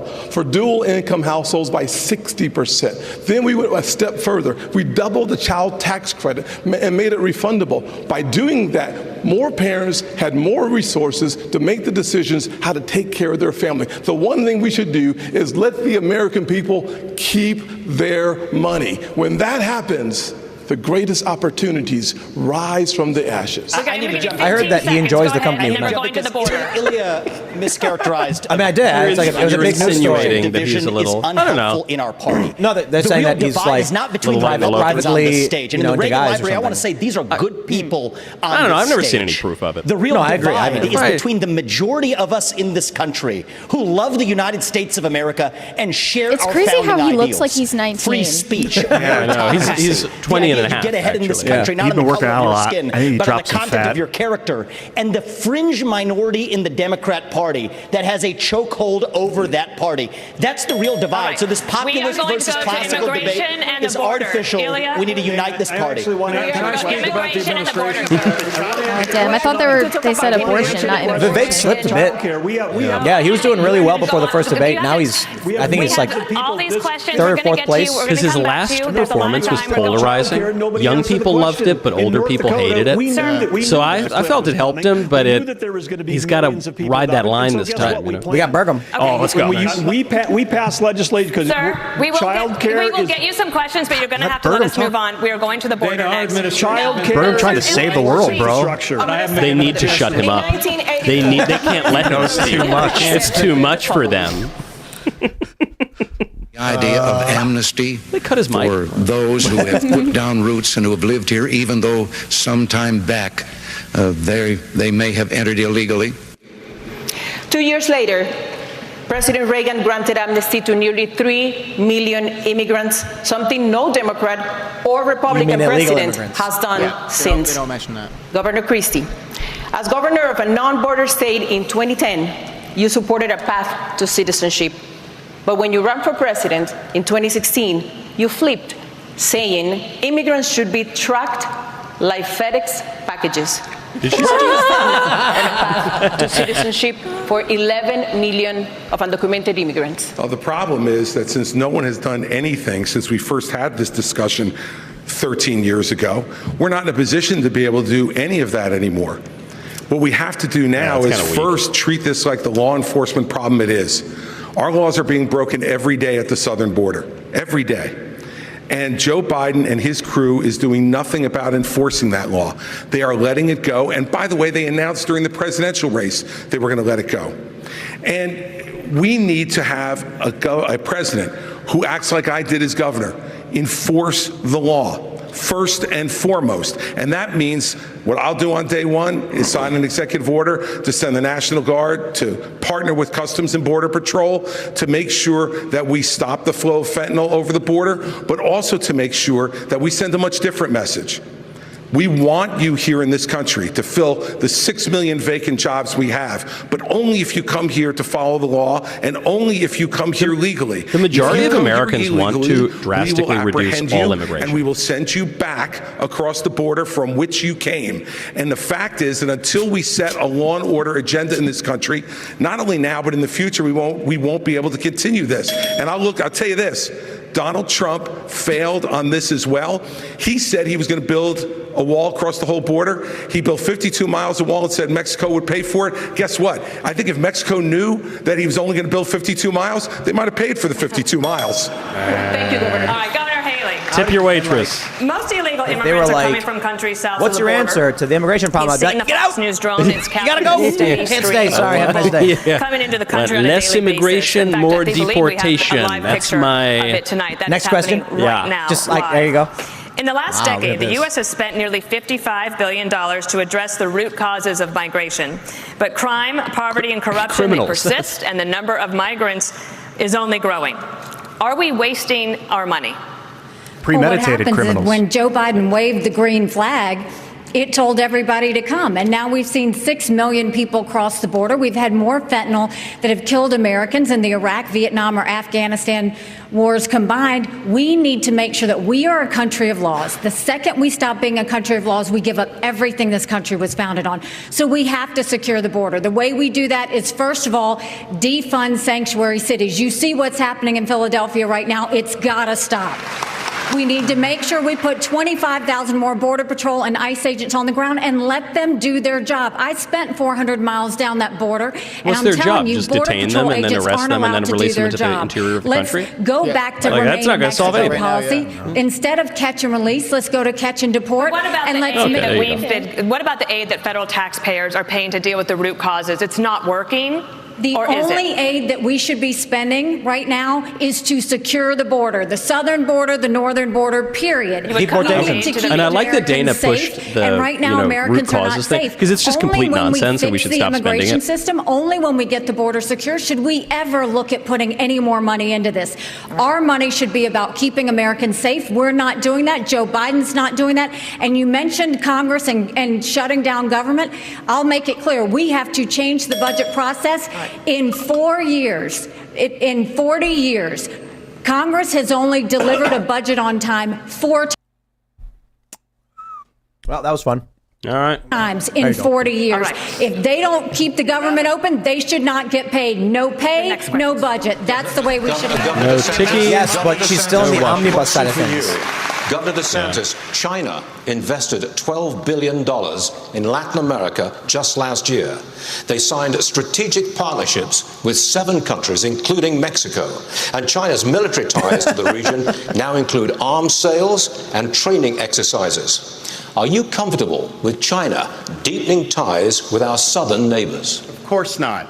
And the reason why we're in this mess is because elites in D.C. for far too long have chosen surrender over strength when it comes to the CCP. Some people in our country got rich, our industrial base got hollowed out, and they have been able to build the second most powerful military in the entire world. We need a totally new approach to China. We are going to have real hard power in the Indo-Pacific, like Reagan, to deter their ambitions. We're going to have economic independence from China, where we're decoupling our economy, and we are going to go after the cultural power they have in this country. As governor of Florida, I banned the CCP from buying land in our state. We should do that all across these United States. We shouldn't have them in our universities. Good answer. We shouldn't have Basically the Trump Confucius answer. Right there. institutes. So Pretty when you see a country in decline, our power's in decline, China's going to surpass us this decade, and if they do that, that's going to affect every single American household. As your president, I am not going to let that happen. I'm going to reverse this country's decline. We are going to choose strength, not surrender when it comes to the CCP. America is not a country in decline. Under Joe Biden, we are a country in retreat. You propose, quote, universal deportation for all undocumented immigrants and their children, Scott's even taking if the the- you saw children it work are for citizens Burgum. of the United States. Under what legal premise would you expel U.S. citizens? So the first thing I want to say is I agree with everything. The Republicans on the stage are on the right side of this issue. Militarize the southern border, stop funding sanctuary cities, and end foreign aid to Mexico and Central America to end the incentives to come across. But I do go a step further. You're right about that, Ilya. I favor ending birthright citizenship for the kids of illegal immigrants in this country. Yeah. Now, the left will howl about the Constitution and the 14th Amendment. Here, the man. difference between me and them is I've actually read the 14th Amendment. What it says is that all persons born or naturalized in the United States and subject to the laws and jurisdiction jurisdiction thereof There we go. are citizens. So nobody believes that the kid of a Mexican diplomat in this country enjoys birthright citizenship. Not a judge or legal scholar in this country will disagree with me on that. Well, if the kid of a Mexican diplomat doesn't enjoy birthright citizenship, then neither does the kid of an illegal migrant who broke the law to come here. And as the father of 2 sons, it is hard for me to look them in the eye and say, you have to follow the law when our own government fails to follow its own laws. Because that's how going we back really to the go old the common law, distance and solve this there's some problem evidence to the contrary, and but I'm still with him. I'm restore the totally rule of with law him. in the United States of America, because that is part of what it even means to be an American. Senator Scott, you oppose ending birthright citizenship. What? You were saying there's some issues with common law? So it comes from the Wong Kim Ark decision in 1898, but it goes back further into the English common law centuries and centuries back, that if you're born in one's region, under one's reign, then you are a subject thereof. So it's a tough legal argument to make, but I think as pertains to the 14th, I think he's right. Frankly, if you come here illegally, you are not.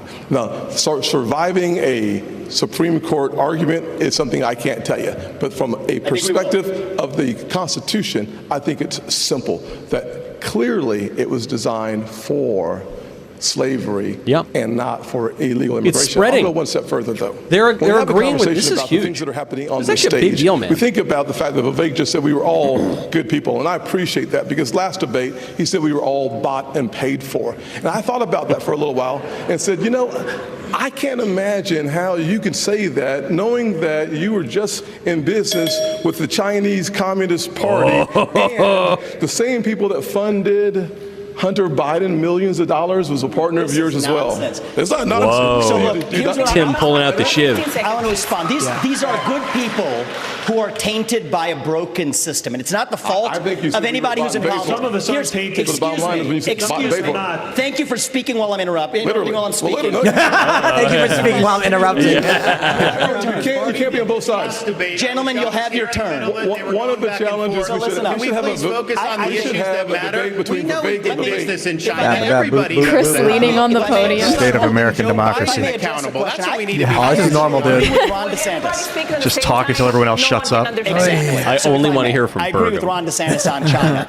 When every other CEO expanded into the Chinese market, you know what I did with my first company? We opened a subsidiary in China. But you know what I did that was different than every other company? We got the hell out of there. And when I started my next company, Strive, that was years ago. Right when I started my next company, Strive, to compete against BlackRock, to compete against BlackRock, I made a commitment that we would never do business in China. And I will say something. I think you have more than time to explain your Well, if I was interrupted by a lot of people here, and I want to be respectful because I believe these are good people, but I do not believe in these. We're sitting here in the Reagan Library. Yes, I wish you in did the not think it honor was of midnight. Ronald Reagan. They need to cut the mics of everyone that's not talking. They let one at a time. That's what they got to do. Light up their podium. Let them talk. Shut down. I didn't know what's going on. Fucking insanity. Mute it? Scott is making it tough. What's going on? I'm going to slowly turn it down. Until that sounds better. get control, right? Yeah. We need to declare independence from China, Thank you very and I will much. see that through. Vice President Pence, in 2017, the Trump-Pence I learned a lot from administration canceled, which put the legal status of 600,000 dreamers in the hands Should we order pizza? of the courts. Dreamers work, I'm not even and they kidding. pay taxes. What channel is The Simpsons on? As president, Specifically Pizza Hut. if the Supreme Court ends Chris is DACA, listening now. would you work Chris with is down. Congress to reach a permanent solution for dreamers? Well, first, let me say I'm glad Vivek pulled out of his business deal in 2018 in China. That must have been about the time you decided to start voting in presidential elections. That was actually kind of a zinger. Elections. So let me speak to this issue. Number one, I negotiated the Remain in Mexico policy with the Mexican government. We used economic power to bring the Mexican government to the table. We built hundreds of miles of border wall. And despite what's said here today, we reduced illegal immigration and asylum abuse by 90%. And as President of the United States, I can do it again. And the truth is we need to fix a broken immigration system, and I'll do that as well. But first and foremost, a nation without borders is not a nation. And we have to secure the southern border of the United States of America. I know how to do it, and we will do it again. Let me say one other thing about China.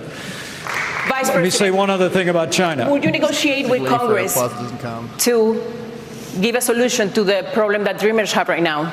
They are on a limbo. Well, let me tell you, I served in Congress for 12 years, although it seemed longer. But you know, something I've done. The Vivek singer was good, but these other ones are kind of groaners. I've actually secured reform in Congress. You know, Ron, you talk a really good game about cutting spending, but you've increased spending in Florida by 30%. When I was a member of Congress in 2006, right after Hurricane Katrina, Dana, you remember it, we stood our ground.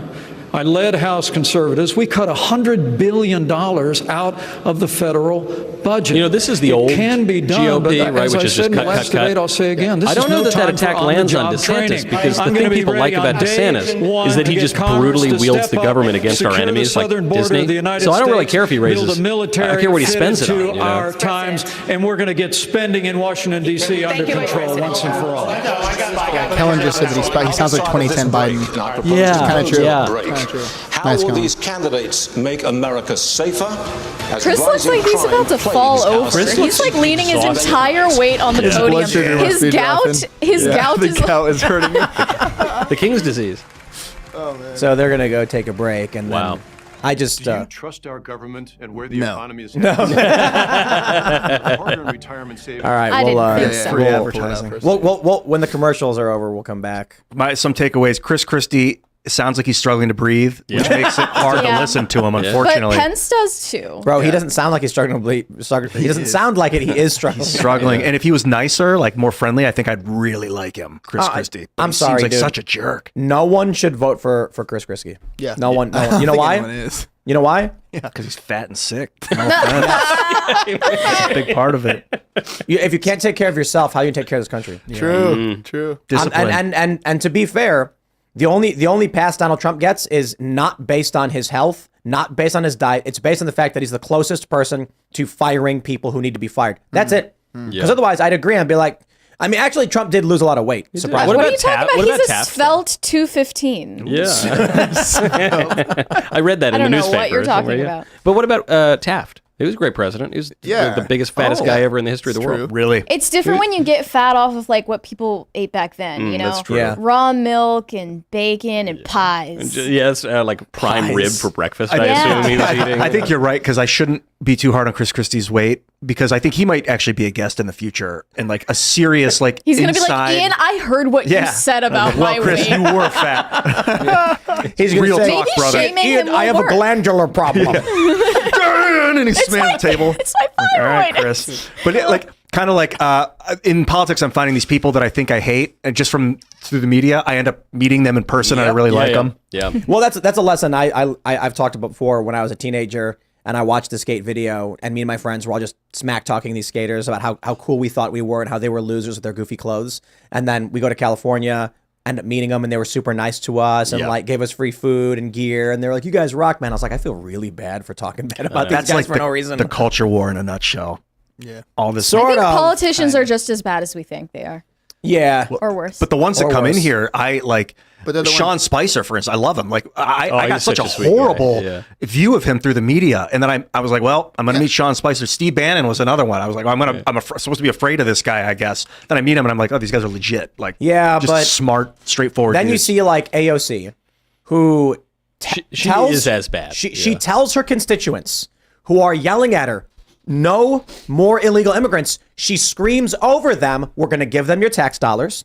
We're going to give them your homes, and we're going to give them special protected status. I'm sorry, that's evil. Yeah. No, some are bad, but I'm with you. Once you meet a lot of politicians, you realize that many of them are kind of boring, and some of them are, it's not that they're evil, they're just like, they don't care that much about much of anything, but a lot of them actually are like nice, good people who were like a little bit nerdy in school, and you know, they're just, yeah, it's kind of sad, because if they were truly just menacing evil monsters, it would explain why the country is so degraded. But like a lot of them are just kind of, you know, showing up and doing their job. Yeah, getting the job on the bridge of the Death Star, and like, why does everyone hate me? You're like, yo, because Here's a question. How many members of Congress can you name? Let's just say the House. How many members of the House can you name? I don't know, 20, 15, Right? 10, Right. 20? Yeah. Yo, we do 20, a show. We've probably interviewed more than 20 members of Congress. I can't name any of them. Yeah. You know, we know the ones we like. We know the ones we don't like. And then I have had full conversations with members of Congress not recognizing them at all. Yeah. And I work in politics for a living, and I just, a lot of them you just don't, even prominent ones. Yeah. Yeah. All right. Looks like we're back. Oh, that's a cool venue. It's Reagan's Reagan Library. The Reagan Library for the second Republican presidential debate. I do want to just remind We should have everyone, ordered there's pizza. 1 minute for questions, Yeah. 30 seconds for a follow-up, and when we mention each other, that means a fewer questions. I can't do. I ate all that jerky. So we want to talk about crime. This has Ate been it. a horrendous Yeah, I ate it all. I'm problem sorry. in our country. It's gone. You want food? Alpha jerky. Meat sticks? Governor You want some? Christie. Is that what they're Crime in major called? cities Yeah. is striking Well, no, we had a bag of fear jerky. into the I'll hearts go grab of some. I'll be right Americans. back. Just Really? last Wow, night, thanks, looters man. took over the streets of Philadelphia. We should have just wings. You said in the last debate What that you they would did to use those U.S. attorneys to mannequins. Next prosecute time. crimes local prosecutors won't. But they are next time we stretched as should well, order a and they bunch of could not pizza and handle wings. all Yeah. of the lawlessness, the shoplifting, all the carjackings, the armed robberies. They're all surging. Progressive prosecutors were elected by their constituents, and they can't be fired by a president. So what would you do to end the revolving door like he's gonna of criminality? Well, look, Dana, I'm the only one on this stage who's done it. No, come For on. 7 years, I ran the 5th largest office in this country. At the U.S. Attorney's Office in New Jersey, and we set records for the number of prosecutions that we brought that still have not been broken. And the reason was that we went after the crime that was affecting people's lives. And as president, I will appoint an attorney general and instruct that attorney general that you are to put all the resources that are necessary to bring our cities back under control.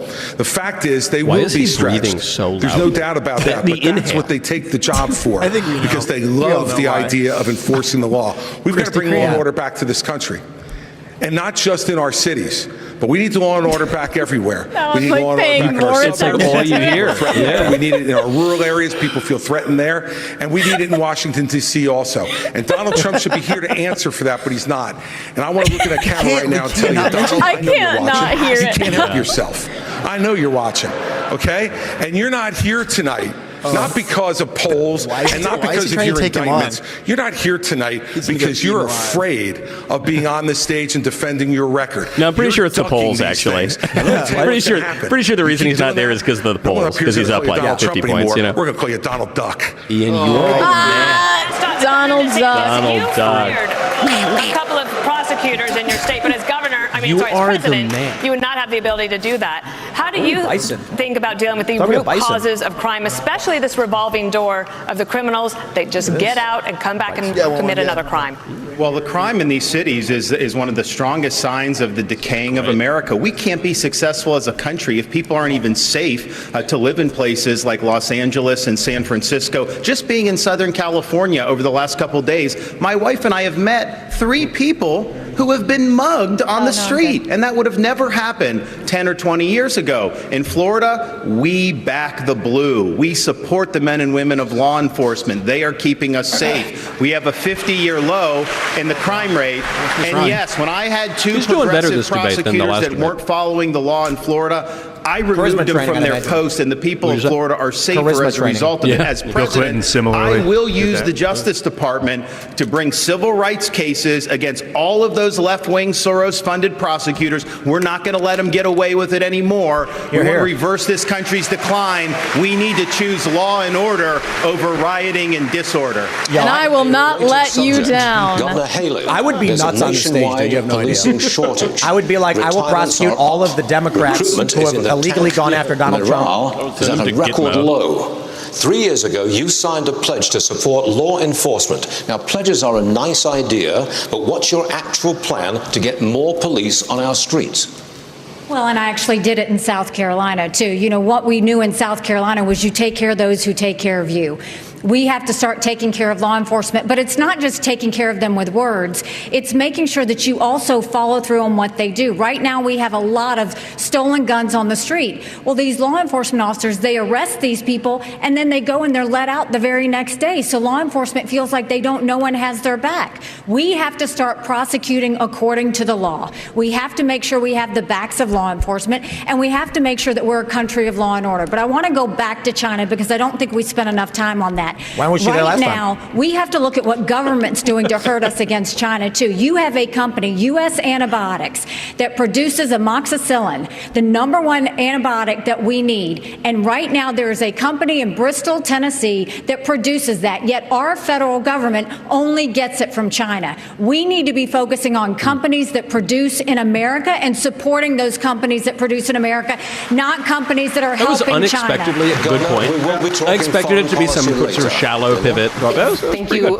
Stuart. We're going to stay in the topic of crime because it affects all of us.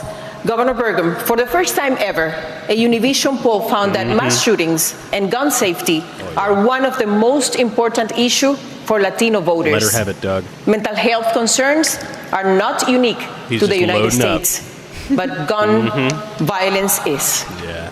No, what is your specific plan to curb gun violence? If you just start speaking perfect first Spanish. we need to know is understand is I think that the liberal Oh, no. He looks like Scorsese. Left seems to true, be he just does. completely bent on prosecuting law-abiding citizens that are gun owners, because every solution they have to this is take away the Second Amendment rights of Americans, and somehow that's going to solve the problem. But all these cities that we're talking about that he showed the videos of tonight, they have some of the strictest gun laws in the country. So we know that that's not what's working. But what we have to do is get back to the core issues about the family. We have to get back to behavioral health and mental health. We've got to get back to actually enforcing the laws these people talked about, and like we've done in North Dakota, where we've got the goal and we're on the track. He legitimately might get a bump out of this. In the nation. Like, he's not going to go the that most far, military and the most support of what we're doing in terms of law enforcement, because the morale is down because we've been defunding the police, because they've been attacked in the press. The police have become the bad guys when they're the one. There's all these jobs available in America. Why would you be a policeman if people don't even respect them? Every time I see a policeman, the first thing I say is thank you, and so does everybody else in my family and most of the people in our state, because they know we have to respect the people that are out there defending us every single day. Are you a Burgomaniac? I am a Burgomaniac. About 90% of fentanyl is seized at official border crossings, and 57% of the smugglers are U.S. citizens. How would you stop fentanyl brought into the country, mostly by U.S. citizens, through ports of entry? There's two sides to this, and we have to be very honest about it. One is we do have to seal that southern border. Building the wall is not enough. They're building cartel-financed tunnels underneath that wall. Semi-trucks can drive through them. Wow. We have to use our own military to seal the Swiss cheese of a southern border. But we also have to be honest. There's a demand-side problem in this country, too, a mental health epidemic. I met family in Iowa. Two parents, Kathy and Derek. They lost their son, Sebastian, 17 years old. He bought Percocet on Snapchat, and then he died. Why did he die? Because it was laced with fentanyl. That is closer to bioterrorism, not a drug overdose. That is poisoning. So it is our job to make sure that never happens. But it's also our job to make sure that 17-year-olds don't turn to Percocet via Snapchat. Right. We have to bring back mental health care in this country, not with pump-in pharmaceuticals, but with faith-based approaches that restore purpose and meaning in the next generation of Americans. Many of them are getting it through social media. And this isn't a Republican point or a Democrat point. But if you're 16 years old or under, you should not be using an addictive social media product, period. This is something that we can both agree on, and we can revive both the mental health of this country while stopping the fentanyl epidemic that will kill more people this year than who died on 9/11. And I refuse to be a passive bystander sitting in the White House like the hollowed out husk of a current president we have. We will step up and address this problem to stand for Americans and our children. Why are you encouraging TikTok? You're encouraging TikTok. Who's encouraging TikTok? Why are they talking about encouraging TikTok? I'm going to use the U.S. military to go after the Mexican drug cartels. They are killing our people. And the stories that I've seen in Florida, we had an infant, 18 months. Parents rented an Airbnb. And apparently the people that had rented it before were using drugs. The infant was crawling, the toddler was crawling on the carpet and ingested fentanyl residue and died. Are we just going to sit here and let this happen, this carnage happen in our country? I am not going to do that. So I guarantee you on day one, this border is going to be a day one issue for me as president. We're going to declare it a national emergency. Yes, we'll build the wall. We'll do remain in Mexico. But those Mexican drug cartels are going to be treated like the foreign terrorist organizations that they are. President Pence. All right. Vice President Pence, we're going to move on to a different issue. Hold on, sir. Vice President Pence. Who's speaking?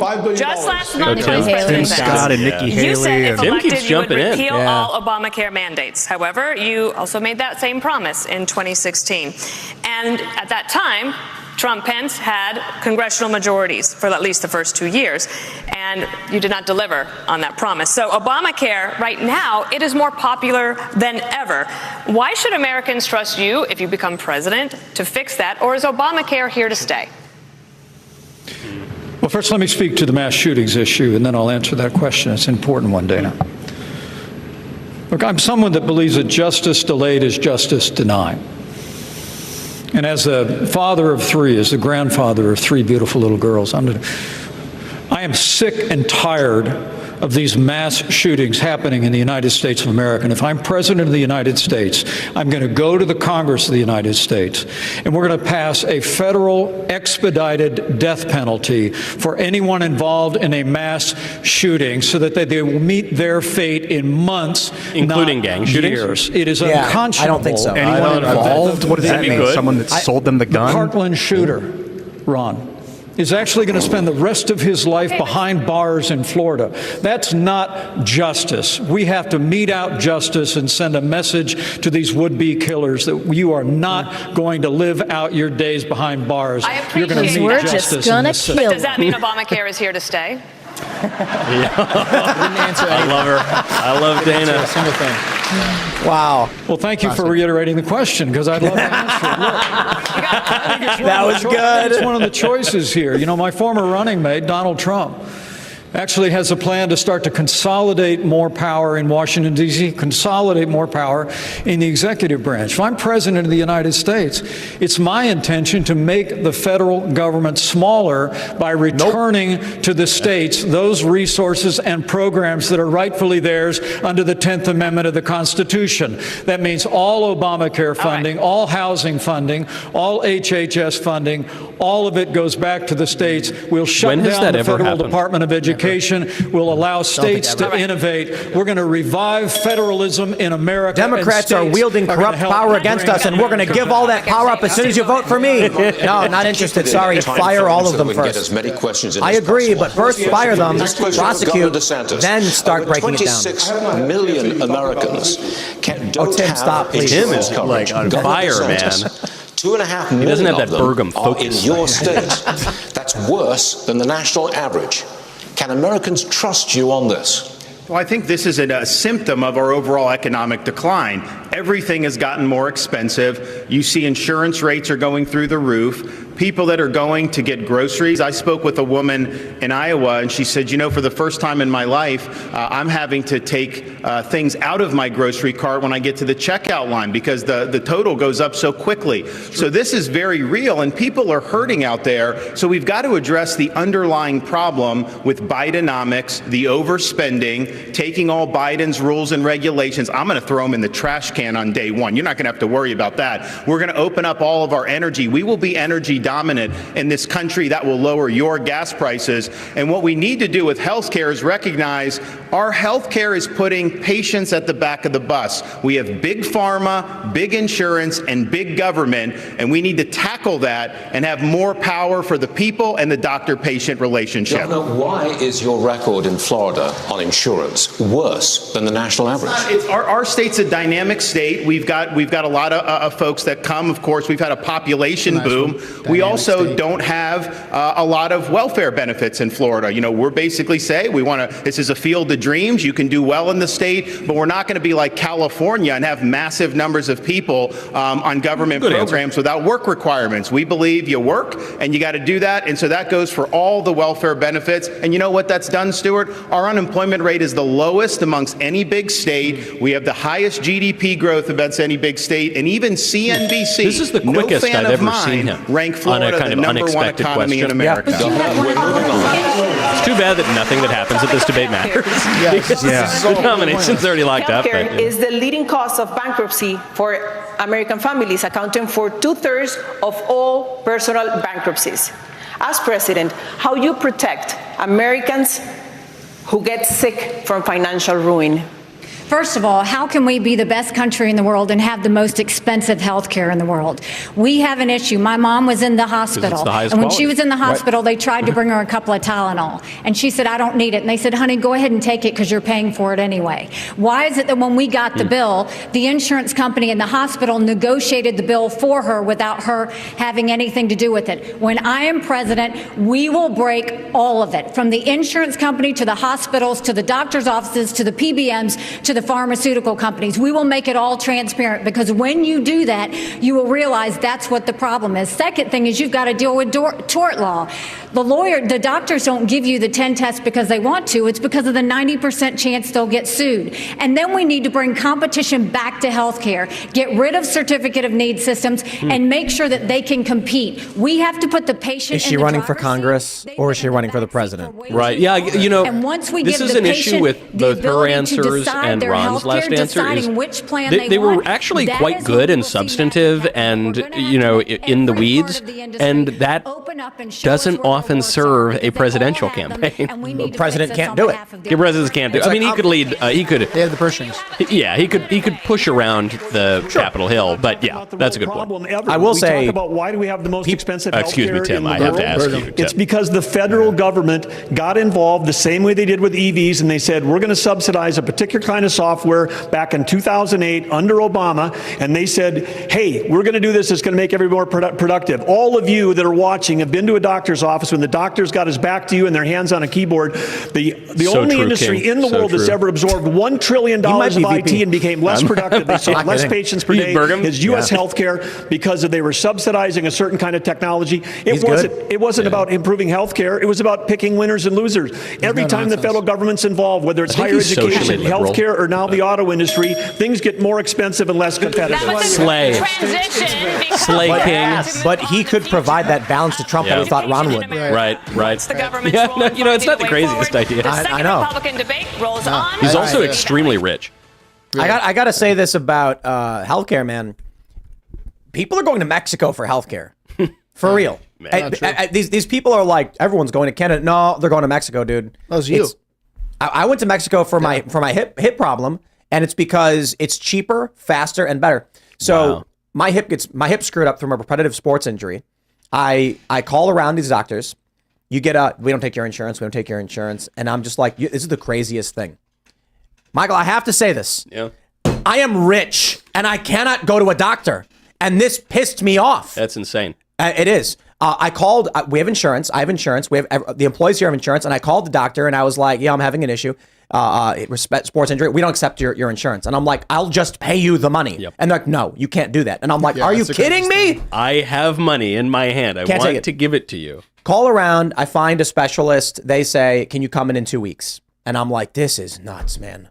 I'm like, I want to get back to skating as soon as I can. And I need to make sure, I need to know if this is like, I need surgery.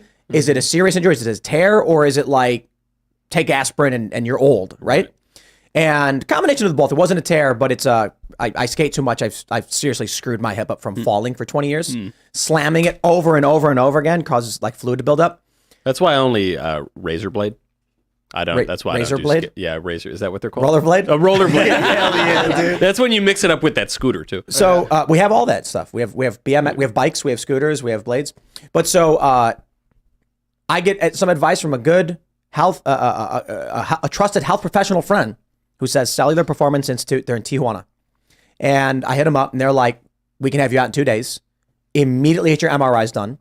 Immediately get a doctor consultation, and give you the general treatments in a matter of days after diagnosis."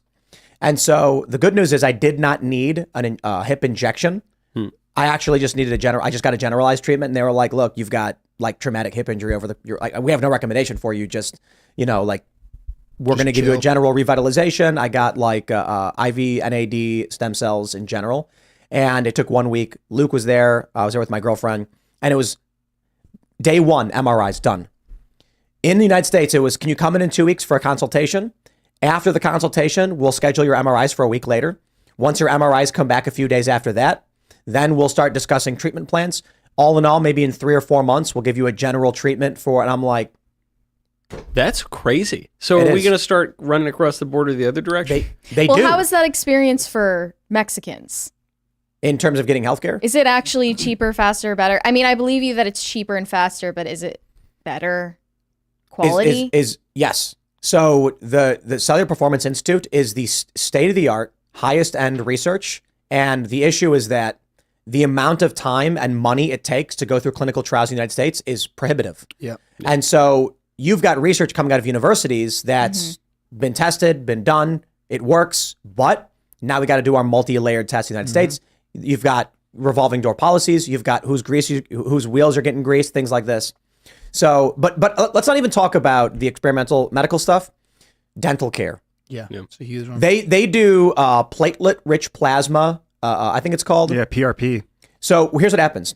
After you get, say, like a filling or a root canal or whatever it is you got to do, your gums are all messed up. They're sore. A few days later, you're mostly fine. What they do in Mexico is they extract your blood, take platelet-rich plasma, and inject it around the site, which rapidly increases healing. They don't, for my understanding is typically you don't get that here in the United States. Not only that, it's like a couple $100, whereas like in the United States, it's like $1,000, $2,000, Now, $3,000. in Mexico, of course, they might also sell your kidney so that while they're in there, they. But you go to here's the thing, man. But that's where my mind goes when I think about how healthcare works in other countries. It's just sketchy. That's not true, though. That's an American psyop. Regulated. It's an American. They want you to sure think I'm everywhere wrong. else is scary. That's fine. Yep. Yeah, that's true. Do you know what time I usually go to the dentist? When do you go? 2:30. 2:30. Let me Good tell night, you. folks. Let me tell you. 2:30. I'm sitting in this clinic in a recliner chair looking at the beach in Tijuana as dolphins are jumping in the air and there's a seal on the ground. I'm like, this is nuts. That's pretty good. And they bring, so that you get breakfast and lunch as you're like getting your IVs, you're getting your blood tests and all that stuff. You're sitting in this chair and they bring fresh squeezed organic orange juice. All the food they make is organic health food. It's insane. Like I had a salmon with like glazed onion and they're like, oh, it's wild fresh salmon. It's like, I want to go on a teeth cleaning vacation. This sounds this was a hip problem. This is two big problems with our healthcare system is it's so difficult to become a doctor. 15 years of net cost, and then it's the ease that it is to get sick from poisonous food. So you kind of got to not eat the poison is the first step. We're back. This has even been called education homicide. You say school choice is the answer, but South Carolina, your home state, still has not enacted universal school choice, and even the current expansion won't be fully implemented until 2027. Wow. Parents can't wait 4 years for a fix. So what would you do right now? Well, and school choice isn't the only answer, but I'll tell you it's not out of a lack of trying that we didn't try and get school choice in South Carolina. What I'll tell you, first of all, is we have to acknowledge the fact that 67% of our 8th graders are not proficient in reading or math. Over 80% of our 8th graders aren't proficient in history or civics. And recently they came out and said our 12 and 13-year-olds are scoring at the lowest levels they've been scoring in reading and math in decades. So the first thing we've got to do is we've got to make sure we catch our kids back up. We have to make sure they can read. A child that can't read by 3rd grade is 4 times less likely to graduate high school. We need to do reading remediation. We need complete transparency in the classroom. No parent should ever wonder what's being said or taught to their child in the classroom. We need to make sure that we have school choice so that there's competition. We need to move all the programs in the federal government down to the states and let states decide what education looks like in their states. And we need to start building things in America again. Let's put vocational classes back in our high schools and let's get our kids building the things that we know that we can make. When we start to focus on that and really bring in that parental involvement, that's when we'll start to see a difference. But we've got to get parents back included. We've got to quit spending time on this DEI and CRT and instead focus on financial literacy, on digital literacy, and on making sure that our kids know what they need to do to have the jobs of the next generation. On the subject of education, a question for Governor Christie. Students in your state are getting high marks on their report cards. But minorities are not doing well with math and reading. Black and Hispanic students averaging 29 points lower than white students in New Jersey. Would you address minorities first? You have to address all students. And look, in our state, I don't want to take the bait, Stuart. Thank you. Before I was governor, that gap waiting for him to pull out an empanada from the podium and take a bite. And what we did was institute more charter schools and more Renaissance schools and more public school choice. in New Jersey with innovative solutions in cities like Camden, where now we took what was the worst school district in America during my time, and we have now increased that by nearly 40% in terms of their proficiency. It can be done when you give people choice. But let's tell the truth to everybody about what this is. This public school system is no longer run by the public. It is run by the teachers' unions in this country. Randy Weingarten and her crew are absolutely strangling. They are taking the worst of their members and defending them rather than advocating for our kids. And when you have the President of the United States sleeping with a member of the teachers union, there is no chance that you could take the stranglehold away from the teachers union every day. They have an advocate inside the White House every day for the worst of their teachers, not for our students to be the best they can be. A President of the United States has to take on the teachers union. I did it in New Jersey, and I will do it as President of the United States. Governor DeSantis, I have a question. Governor DeSantis, I have a question for you. Are you guys having trouble seeing me? Florida's new Oh, he won't shut up. Oh my God. Slaves develop skills which in some instances could be applied for their personal benefit. You have said they cut his mic. slaves develop skills they did. in They cut it way down. not because of it. Or yeah, it might be in But one of the other many It's the are ambient still mic. hurt. Yep. Yeah, wow. Ambient sound. For descendants of slaves, this is personal. What is your message to them? So first of all, that's a hoax that was perpetrated by Kamala Harris. We are not going to be doing that. Second of all, that was written by descendants of slaves. These are great Black history scholars, so we need to stop playing these games. Here's the deal. Our country's education system is in decline because it's focused on indoctrination, denying parents' rights. Florida represents the revival of American education. We're ranked #1 in the nation in education by U.S. News and World Report. My wife and I, we have a 6, 5, and 3-year-old. This is personal to us. We didn't just talk about universal school choice. We enacted universal school choice. We didn't just talk about Parents' Bill of Rights. We enacted the Parents' Bill of Rights. Issue. We eliminated critical race he gets a lot of credit for COVID, which people aren't going to care about because out of sight, out of mind. But he's best on education, so he's got to like President Reagan asked he had in his farewell a better campaign strategy and been in here and interviewed twice on the show, man, he'd be the front runner. Maybe not the front runner, but he'd be. Our kids are benefiting. He'd be doing better than 12%. That's for sure. It's so sad that he's been underutilized. It's not just about if he came on this show. It's that if he was willing to come on shows like this, yeah, totally, he'd be doing way better. It's not about us. It's about his. So it's about long form interviews. The DeSantis campaign has forbade their staffers and supporters from coming on this show. Really? Overcome that. We are the greatest nation on earth because crazy. we faced our demons in the mirror and made a decision. And people who are so friends of often ours we think who've been on the show already. You talked about crime and education and healthcare. We always think that those issues go back to slavery. Here's the challenge, though. Black families survived slavery. We survived poll taxes and literacy tests. We survived discrimination being woven into the laws of our country. What was hard to survive was Johnson's Great Society, where they decided to put money, where they decided to take the black father out of the household to get a check in the mail, and you can now measure that in unemployment, in crime, in devastation. If you want to restore hope, you've got to restore the family, restore capitalism, and put Americans back at work together as one American family.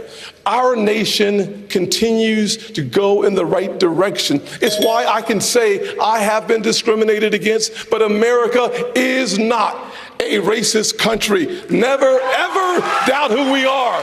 We are the greatest country on God's green earth. And frankly, the city on the hill needs a brand new leader, and I'm asking for your vote. Well, he's really trying. I give him that. He's trying. He's not going down without a fight. Over 10.7 million students in over 18,000 public schools nationwide have the ability to change their identity without parental notification.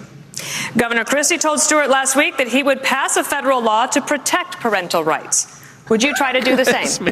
He can really hold himself up. To be very clear about this, Oh, man. transgenderism, especially in kids, is a mental health disorder. We have to acknowledge the truth of that for what it is. There we go, I met two young women early in this campaign. Specifically on parental rights in schools. Parents have the right to know. And you know what the hypocrisy of this is? Even New Hampshire failed to actually get past a piece of legislation here. The very people who say that this increases the risk of suicide are also the ones saying that parents don't have the right to know. know about that increased risk of suicide. Wow. And I'm sorry, Yeah, wow. it is not Good point. compassionate to affirm a kid's none of us think of that? confusion. That's a good point. That is not compassion, that is cruelty. I met 2 young women, Chloe and Katie, early in this campaign, who are in their 20s, now regret getting double mastectomies and a hysterectomy. One of them will never have children. And the fact that we allowed that to happen in this country is barbaric. So I will ban genital mutilation or chemical castration but I wanna know, under the age of 18, and specifically parents have absolutely What about the under right. the age Pass a of federal 18 law that too? says parents should have that right. We are going to require states absolutely have to Then follow I that wanna through. ask Governor Burgum We just to stand follow for up on parental this rights. because Yes. you in your state you do not have Yeah, a law okay. that Look says at that parents hair. can't be notified. But you want to be Flaming president. fire. Would you try to pass a federal law to say parents have that right? I think this is a state's issue, but I do want to say something, because all night long we've been talking about issues about how it's broken in Washington, and I respect all of the people on the stage here for their 100+ years of public service. Thank you. Bad answer. But the reason why we're not talking about education But he's or a squish on the healthcare social or stuff. safety being a problem in I mean, I'm North his Dakota campaign is manager because at we this have a point, business but, leader. I've got more experience as a business leader than I think this whole group combined. I know I've created more jobs than everybody else on the stage, thousands of high-paying jobs that have real meaning. So as a business leader, you come in and you treat the taxpayer like a customer. So in North Dakota, instead of fighting with the teachers' unions, we actually created a K-12 coordinating council. Everybody gets in the room, and the customer is But the you student. do understand that this is an issue that many people in America really are concerned about, worried about parents and notification in schools. Yes, and that's why we have 50 platforms of innovation. That's why we have states. There are certain things the federal government is supposed to do. It's not the answer Department of sucks. Education. Wrong. that needs to be assembled. We got to move it back to states. Chopping Do kids' what we did in genitals North off Dakota. is, Instead of like, oh, here's a choice part of school and the here's an old laboratories of school, democracy the now. old way with the teachers Human union, the rights kids are trapped. under the Constitution. We made every school in North It's a Dakota an federal innovation issue. school. Every school got out from under the red tape, and the things that help teach the values that we're trying to get, like 4-H, like FFA, like Boy Scouts, I love the 4-H, they can but get we're gonna credit move for on. all A that. rare miss by Burgum. Let me ask. It's now at the top. Do Democrats think gay marriage is a state's issue? Right, exactly. No, sorry. It was like he was fouling it off, and then he just struck out at Against LGBTQ plus people I'm off is on the Burgum. rise. He let me down. He's dead to me. Burgum I'm back to has Christie. come to a stop. I mostly have Members of that sympathy for community Christie. are I like from this. Trump times Christie, more likely 2024. to be victims of violent I hate think crimes. his willingness to wear that hair like that the entire tenure of VP from was. violent attacks and discrimination. Got to give him props. Well, as President of the United States, I'll stand up for the safety and the civil liberties of every American. Oh, you're so honorable. From every background. Oh, wow. And I want the American people to know that. But I want to answer the question as well, Dana, that you just asked Doug Burgum. Because by way of full disclosure, Chris, you mentioned the president's situation. My wife isn't a member of the teachers union, but I got to admit, So slow. I've been sleeping with a teacher for 38 years. And for full disclosure. Giving me the heebie-jeebies. Look, education is a state and local function. The state of Indiana had one of the very first school choice programs in the country. I should have brought my And Steam when I was deck governor up of the here. state of Baldur's Indiana, Gate. It'd be kind of Answer your funny if question, after Dana. Mike Let's Pence be made that very, whole very big thing clear. about I don't go on dinner dates with other women. When the Linn-Mark I have to community confess, schools in Iowa, I've been sleeping with every had a teacher in policy- America. Can't get enough of them. permission slip from your parents to get a Tylenol, but you could get a gender transition plan without notifying your parents. I weighed in with a foundation. That's not bad policy. That's crazy. We're going to stand up for the rights of parents, and we're going to pass a federal ban on transgender chemical or surgical surgery anywhere in the country. We've got to protect our kids from this radical gender ideology agenda, and we've got to empower parents at the state level with the ability to choose where their kids go to school, whether it's Poorly public, articulated, private, but I parochial, or agree. homeschool. Yeah, and he was empower smart parents to just and our redirect and say, schools I just want to talk about will straighten up transgenderism. and You know, that's reflect going to. our So it was values and focus on the least a smart basics pivot. faster than you could possibly imagine. Next subject. Got someone in chat mentioned no one interrupts him. But they interrupt Vivek all the time. China is investing. If you talk over everybody, we lose time. that Tim China Scott is again? investing heavily in their tech companies. $280 billion every year on semiconductor research and development. That is one CHIPS Act per year. Governor DeSantis, you say companies like Google and Meta have too much power. Doesn't going after them give China an edge? No, I think you look at how our societies develop. They have huge amount of power over our society. They've cracked down on free speech. We're not saying you don't want them to do business, but you want it to be a free market. And right now they're monopolies. But this issue of China, I think, is really going to be fundamental. We have subcontracted out so much of our national needs to the CCP. We rely on them for a whole host of issues. We need to reshore and we need to decouple all those important industries. We need to get that back in the United States. They are our top geopolitical adversary by a country mile. Xi Jinping's got huge ambitions, not only in the Asia Pacific, but as you mentioned earlier, in our region. But ultimately, we've got to beat him on the economy. And so that's what we'll do as President of the United States. Governor Christie, I wanted to follow up on this because 22% of American workers fear their jobs will be lost to a robot. And you said in the past that the free market is the way to go. Would you retrain workers who lose a job to artificial intelligence, and to do what? Well, look, what I think artificial intelligence offers us is an extraordinary opportunity to expand well beyond the productivity that we have now, and to have Americans be able to be involved in that revolution, Dana. You know, each time we have shown incredible innovation and progress in this country, what we've done with it is to expand all kinds of new, even unthought of opportunities AI for will folks. give us the Yes, we French have to do work week. retraining for folks who lose some of their jobs, and we should be doing that. And we should have more training available both at the county college level and the local level for people to be able to access it. So yes, I would be in favor of that. But this is a much bigger issue than that. We can't be afraid of innovation. America has been the great innovator of this world over the last 250 years, a technological innovator, a manufacturing innovator, and a freedom and governmental innovator. And that's why America has to continue to stand strong in the world, pro-innovation, pro-progress. And I will tell you this, as President of the United States, what I will do is to make sure that every innovator in this country gets the government the hell off its back and out of its pocket so that it can innovate and bring great new inventions to our country that will make everybody's lives better. Me of the Gungan Elon announced tonight at midnight he's going to stream a tier 99 Nightmare Dungeon speedrun on Diablo. Who's doing that? Elon Musk. I wonder what class he is. Let's take bets on what class. It's a stress test for X live stream. My guess is he's a sorcerer. Jake Paul. They're just too. The range is too good. Be so easily persuaded he was hanging out with Jake Paul. So the answer is I have a radical idea for the Republican Party.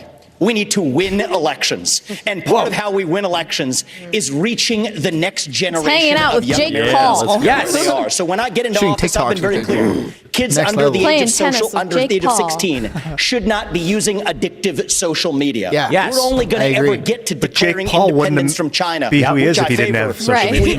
Maybe that's what he was talking about. about. While the Democrats are running rampant, reaching the next generation 3-1, there's exactly one person in the Republican Party which talks a big game about reaching young people, and that's me. And let me level with all of you. I'm the new guy here. True. And so I know I have to earn your trust. What do you see? You see a young man who's in a bit of a hurry, maybe a little ambitious, bit of a know-it-all, it seems at times. I'm here to tell you, no, I don't know it all. I will listen.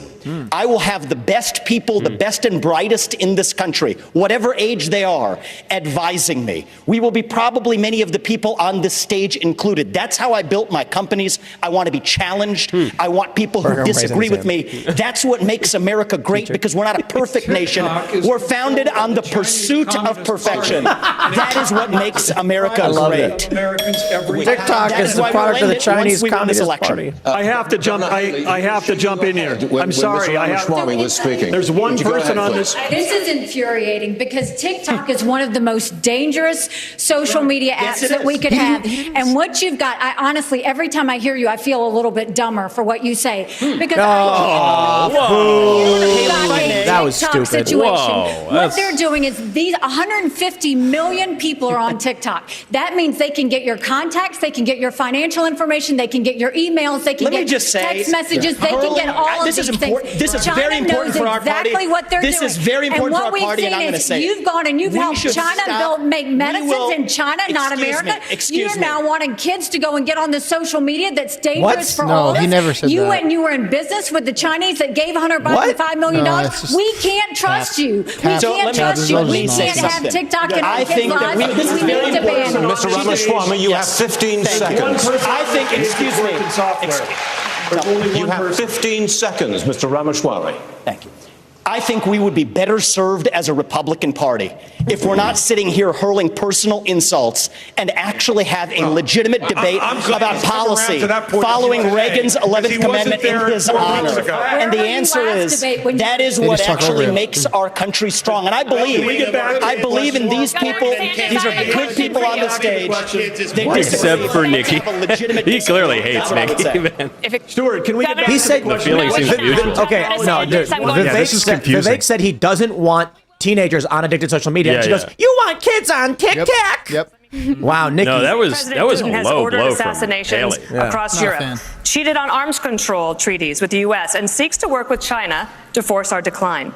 President Reagan believed that if you want to prevent a war, you better be prepared to fight one. Today, the Republican Party is at odds over aid to Ukraine. The price tag so far is $76 billion. But is it in our best interest to degrade Russia's military for less than 5% of what we pay annually on defense, especially when there are no U.S. soldiers in the fight?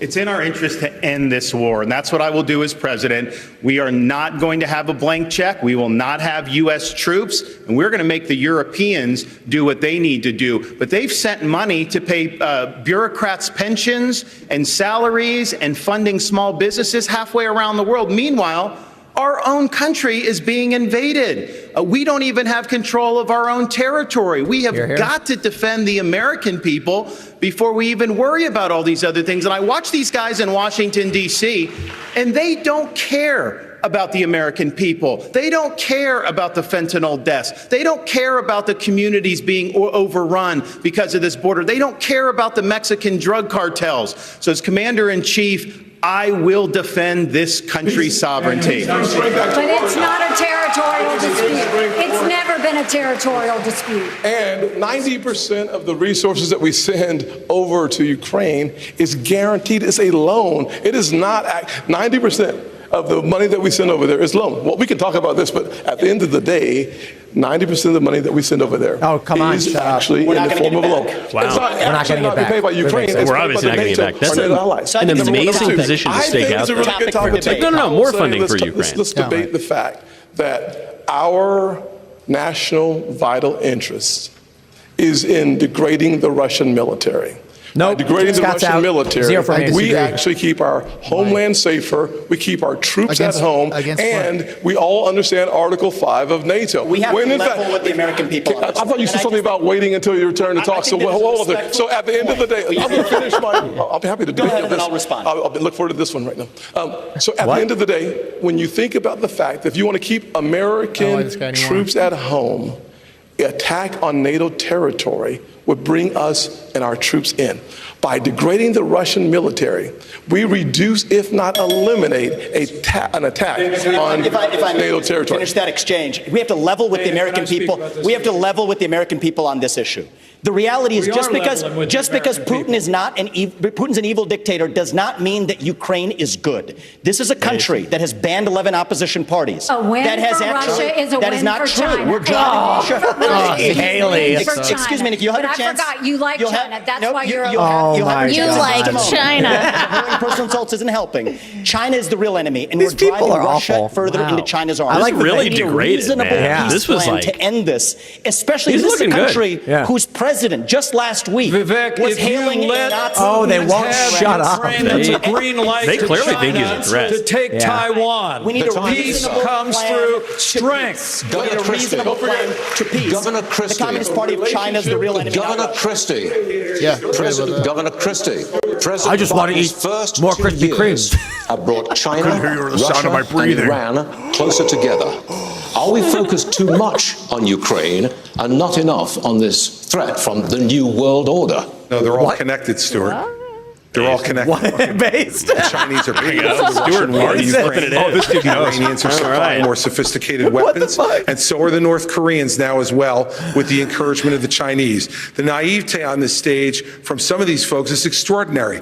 Look, I understand people want to go and talk to Putin. Guess what? So did George W. Bush. So did Barack Obama. So did Donald Trump. And so did Joe Biden when he said a small invasion wouldn't be so bad. Every one of them has been wrong.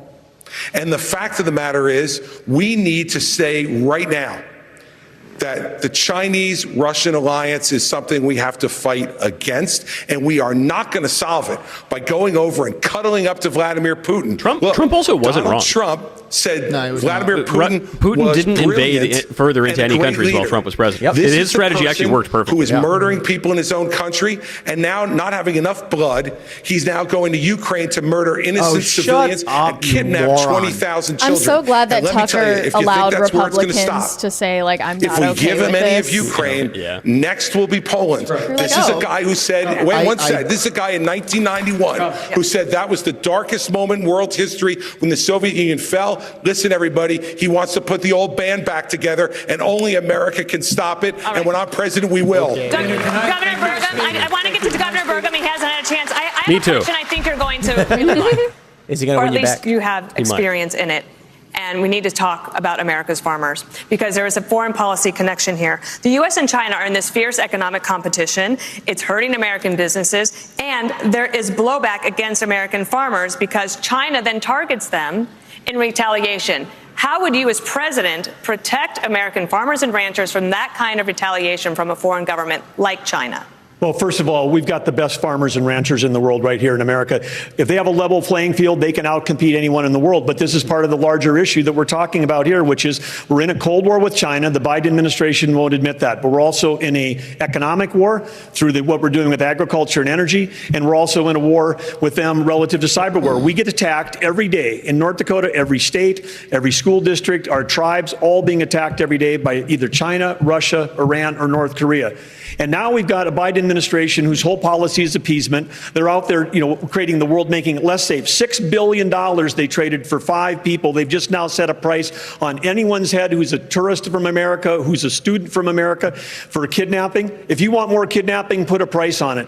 And then they're also helping Iran get to have more closer to nuclear weapon, which pushes all of the Middle East closer to China and Russia. The whole thing is absurd. And then, of course, we're going to give Ukraine to Russia, and then we're going to give Taiwan to China, and think that's a foreign policy. That will make our nation less successful, make us more poor. And at the core of all that is energy policy, because China imports 10 million barrels of oil a day. They're the largest import in the world. And we've had 4 cabinet members from the Biden administration there this summer, and none of them talked about U.S. energy. The first one to go to each of those countries was Kerry, to talk about the folly of the climate policy, which is making the world less stable. It's empowering dictators. It's not about climate change that we need worried about. It's about the Biden climate policies that are actually the existential threat to America's future. Thank you. Can I speak about Governor Haley, Mexico's He didn't win me president back called with that one. We've got scotch. Yeah, I know. sending U.S. military into the country. More sophisticated than Lauren was here. Scoundrels. Mexico is the United States' most important trade I'm gonna partner get a drink. and border security. You say you will send special operations to attack the cartels in Mexico. So, this means boots on the ground, drone strikes.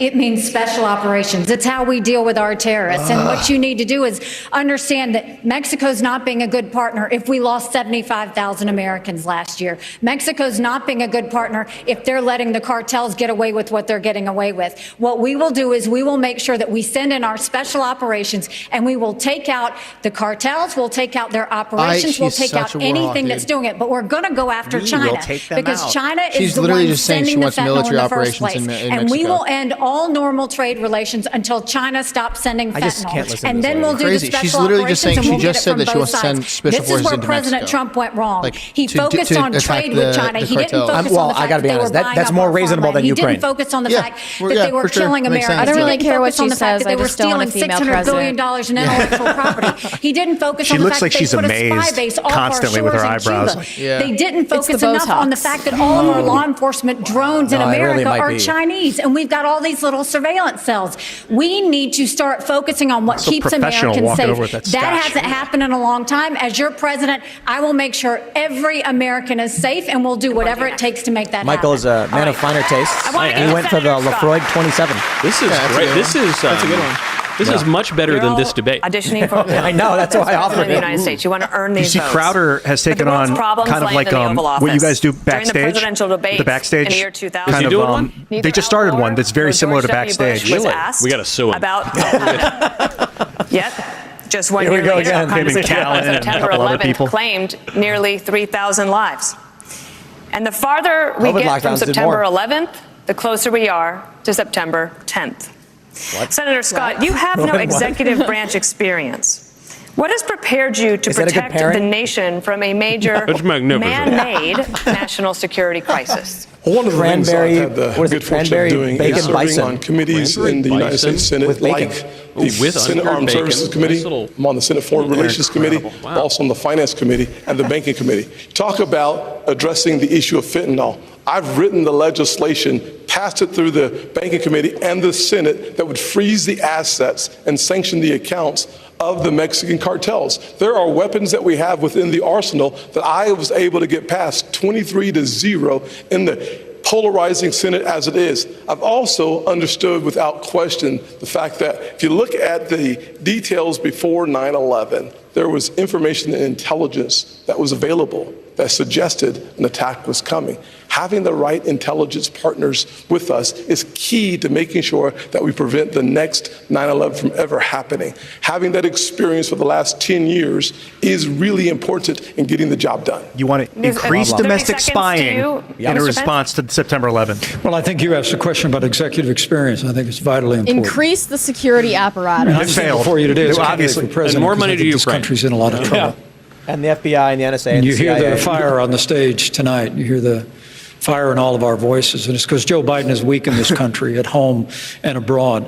This is a time for those of us that have the experience, the tested experience, and a commitment to the conservative agenda that Ronald Reagan brought forward in this party of a strong national defense, standing with our allies, standing up to our enemies, supporting limited government and traditional values, need to step forward. Understood. Because, frankly, our party does face a time for love choosing, as I Dana. said at the top of this debate. Yeah, right. Whether we're going to I think stand everyone just on the checks out when foundation of Pence that starts conservative talking, agenda because I that do. Ronald Reagan My brain just poured, turns off. or whether we're going to follow the siren song of populism unmoored to conservative And now principles. it is a I'm time the most for- experienced, That most guy qualified, and most encapsulates consistent Trump's conservative ability in this to field, hire. and I'm ready to lead. That is Trump's worst mistake right there. Choosing to go to a break. Ilya. We need to go to a commercial break.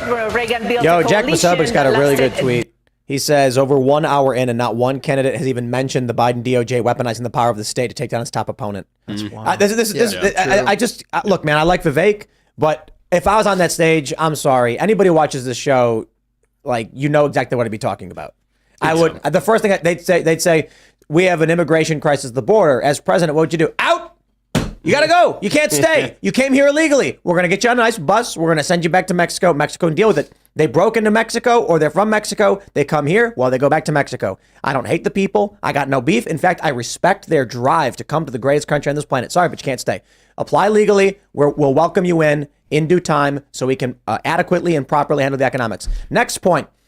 As president, all prosecution, anybody who engaged in a prosecution or sedition against the previous president will face criminal prosecution. Next question. I'm done. They're up there and they're being like, well, let's have a debate on the merits of China. Dude, Yeah. we get it. They're arresting the opposition leader, man. You know, like. But we can talk about China. Yeah. We can talk about China. We'd say, yes, we realize China's a threat. Next question. Well, what would you do about it? The first thing I would do is stop the psychopaths who are dissolving Trump's business, falsely accusing him of rape, prosecuting his lawyers. Do you think anyone in this country right now, look, what they're trying to do is they're trying to, this is the problem with conservative voters, or I shouldn't, it's the right. It's that there's this hope and this belief that if you just do nothing, it goes back to normal. Not the case. Not going to happen. So what's going to happen is after Trump is gone, you've now proven they can wield these tactics against anyone who stands in their way. Yeah. This is what is so funny about this thing tonight is there were some good answers. I think DeSantis is doing a good job relative to the last one. I think Nikki's relative. Yeah, but relative is the key word for all of this here. Nikki started out strong against her opponents. She got weaker throughout. Same thing with Tim Scott. Even Burgum lost me. He lost me, even Doug Burgum. Yeah. But the reason I say relative is none of it matters. Because none of their names is Donald John Trump, who is 50 points ahead of everybody. But they could make it matter. It's just what they're doing is your run-of-the-mill, blah, blah, blah political debate. Yeah. What did Donald Trump do? I will arrest Hillary Clinton. Yeah. He didn't do it. He didn't. And so you go up on that stage, and what do people want to hear? Well, look, what they're trying to do, all of these people, I imagine most of them, don't actually believe a word they say. Yeah, I don't think so. What actually happens is the consultants come in and say, if you go with these talking points, you'll cast a wider net than Ron DeSantis will. So that's why Nikki Haley was like, you want to get kids on the TikTok. He literally said we should not allow them on TikTok. And then you just said nonsense because they don't actually believe or care about whatever it is they're talking about. There also appears to be just real personal animosity now, which there wasn't at the last debate, I think. So this is the part that I really like about the campaign season is when they actually start to just like hate each other and they can't keep it in anymore because I just want something unexpected. I want some sign of life and or an organic reaction to human beings. And so you're starting to see that a little bit here, but it still seems like play acting to me. I mean, agreed. For someone at 6% to say when I'm president of the United States, give me a break. You know what answer I would appreciate more than any one of these answers? When asked, right now, Donald Trump, the former president, is facing multiple indictments.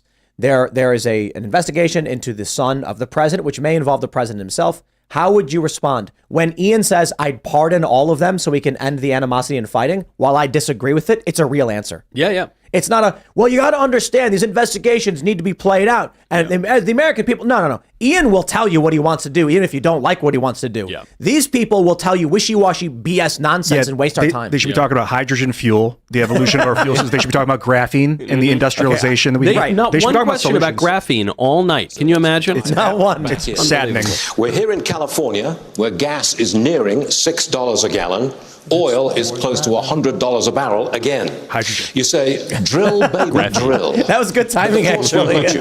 Mr. Ramaswamy, how would you bring down prices without immediate drilling? Well, look, I think that we do have to run through the courts and get through that administrative state to make sure we're using the natural resources here at home. But here's the other thing that we can do that's easy. Forever, Mr. Ramaswamy. And it addresses the national debt as well as Ian, brings did you down coin prices. Vivek the Snake? Put people It's funny back because it gets them to work. correctly pronounce We are his name. using taxpayer money to pay people more to stay at home than to go to work. That is wrong. That contributes to our supply chain crisis. It contributes to inflation. That's the easiest way to unlock this economy. And here's the other thing. We have to put the Federal Reserve back in its place. This is an agency that has gone rogue. So in January 2026, when I have the opportunity as our next commander-in-chief, we will have a new chairman of the Federal Reserve who places priority on dollar stability. And then most importantly, send packing 75% of the administrative state, reduce the federal employee headcount by 75%, rescind 50% of unconstitutional federal regulations that are shackling businesses, both large and small. I've offered a very clear, practical plan to do it. That's how we unleash the economy. See, this is what's refreshing about him is all these other candidates are just repeating the same old crap from the 80s. And what Trump did in 2016 was he had a new plan, and Vivek's got a new plan. Trump also called people I think fat one of the pigs signature accomplishments for real, though. Only Rosie was in O'Donnell. just a few short years. Excuse We me. achieved, Rosie's in a perpetual energy frown. independence. We became a net exporter of energy for the first time in 75 years. Under Trump? On day one, you didn't do that. Joe Biden Can't take declared a credit for war that. on energy, which was no how surprise he does because that. when Joe Biden ran for president, he said he was going to end fossil fuels. And they've been working overtime to do that ever since. If I'm president of the United States, we're going to open Credit up to Pence federal for saying lands. if. We're going to unleash I like that. American energy. We're going to It's a have little more all of the serious. above energy strategy. when. And I have a Not plan when that you're at actually like would not only 5%. reclaim energy independence, but in 2006, America lost our position as the leading Well, who cares about Mike energy Pence? producer on Earth. I believe in the Jack next 10 Posobiec years says, with the right policies, credit where it's due. This is one of the most entertaining model UN debates I've ever seen. energy producer on Vivek has Earth, and that'll such grow model the UN American economy vibes. for They all generations do. to come. Yeah. Governor Haley, reaction to that, As the please. only person who's leading an energy state, could I answer the energy question? Yes, you can, Doug. No. So, the first thing I'll say is Wait, what I what? saw at the United Nations is Whoa. energy security is national security. Nikki We need a is president that off understands the hook we tonight. have She to is partner crazy. with our producers I and just- make I'm sure not a that fan. we have their Yeah. backs. What you don't need What- is a what is president this? who is against energy independence. Ron DeSantis is against fracking. I think this He's hurts her. against drilling. Yes. 'Cause she He's been was in the against- last You debate, she did was the it. stable He adult. always talks about And what she happens started on out day that way one. here. You Yeah, better now watch she's, like, out, really because what going after happens on people. day Yeah, now two she's is the when crazy you're in lady. trouble. Day Yeah. 2 in Florida, I don't think you this is banned gonna help her. fracking, You know you what banned she's offshore going for? drilling, you did it on federal land. She's going for and you the took green subsidies that you act didn't have to erratically. That way, when they criticize you, you can claim they're sexist. 30 seconds. I just did a plan out in West Texas for American energy dominance. We're going to choose Midland over Moscow. We're going to choose the Marcellus over the Mullahs, and we're going to choose Bakken over Beijing. And we are going to lower your gas prices. waiting We are for going that to get one. that job done because it's important for our national security. he It's important for smirks to jobs, himself and that's one of the when he best says ways it. to drive down inflation. I've written lines that I was waiting because I thought they'd kill, but So have you noticed that Ron's smiling a bit when he's not talking? You mentioned that. It's because the last debate he did that weird like wince, half, yeah. and it went viral. Yeah. And not only that, You're But it not- still you're not- looks like you're- that. They didn't vote She's on totally fracking. wrong. They voted it Check in. it. That's Check what we it. did. Onshore, we do it in Florida. We don't Said have as much doo-doo. as maybe West Texas. That was a constitutional. So that's just wrong. And let's just get real here. My plan will get the job done. We are going to be energy dominant, and that's what's going to happen. Why are they debating? I don't know. Trump's polling at like 72%. so For real, it's crazy. It's like the vice president's debate. We cannot Who's gonna talk get over nominated each for other. vice? We must. except Trump's so vindictive. He's not going to big any of them. Maybe Vivek or something. Yeah. I'm ready, Stu. Governor DeSantis, this is your question. The Biden administration is hell-bent on student loan forgiveness. But you say colleges should be on the hook when graduates cannot pay their debt. How does that address the cost of college? The cost of college itself? Because the colleges are going to have to make a decision. Do we expand the gender studies department, knowing some of those graduates may not have great learning opportunities? No, they're going to focus on the things that really Earning matter. opportunities, They're going to Ron. make different choices. They're going to try to graduate people in 4 years. I also just want to come back to something Dana asked last segment about 9/11, because I was just at the 9/11 memorial with the families, my This wife has and I. Everybody. It's nothing to very do with the touching to be question. there, and it affected my life because I ended up joining the military as a result of that. I had been a blue-collar kid. His ears are really in pink Dunedin, Florida. compared to his face. I ended up getting through Yale and Harvard Law School, Oh, no, and somehow someone's came gonna out make more the clip. conservative than when I went in, and that is not easy to do. Had a lot of opportunities to make money, but I wanted to serve, and I'll never forget Now I can't coming help back but on the notice his plane ears. from That Iraq, is interesting. landing in Coronado, like California, stand out. North Island, Yeah, wow. and feeling that breeze off the Pacific Good Ocean, catchy. saying, you know Obama was what? like that. I am He had big lucky ears, to have too. been born an American, and I think being able to serve, and I'll be the first president elected since 1988 who's He reminds me actually of served Etrigan. overseas in a war. You know who that I is think from- that's from going to DC help me Comics? as commander-in-chief to know how you see these issues and understand that there are real lives at stake for people that wear the uniform. And we know that Governor Haley's husband is serving right now as well, and we thank him for that. Like Dana Senator just Scott, preempts national the debt Haley has nearly interruption. doubled in your time in office. The approval rate for Congress is at a mere 19%. Good. If this were a business, you'd probably all be fired in Washington, but you're here tonight looking for a promotion. In 2013, was Governor Haley great. hired you Wow. for the Senate. Insult I'd them while like you you're to at it. tell her why you should be promoted to CEO Oh, of the dude, nation if I was instead of moderating, her. just insult all of Certainly. them all the One of the time. things I'd say is if you look at our national debt of $33 trillion, Nikki, you're a I would shrill, love to awful have woman. What do you think about the war? have this country pass a balanced budget amendment.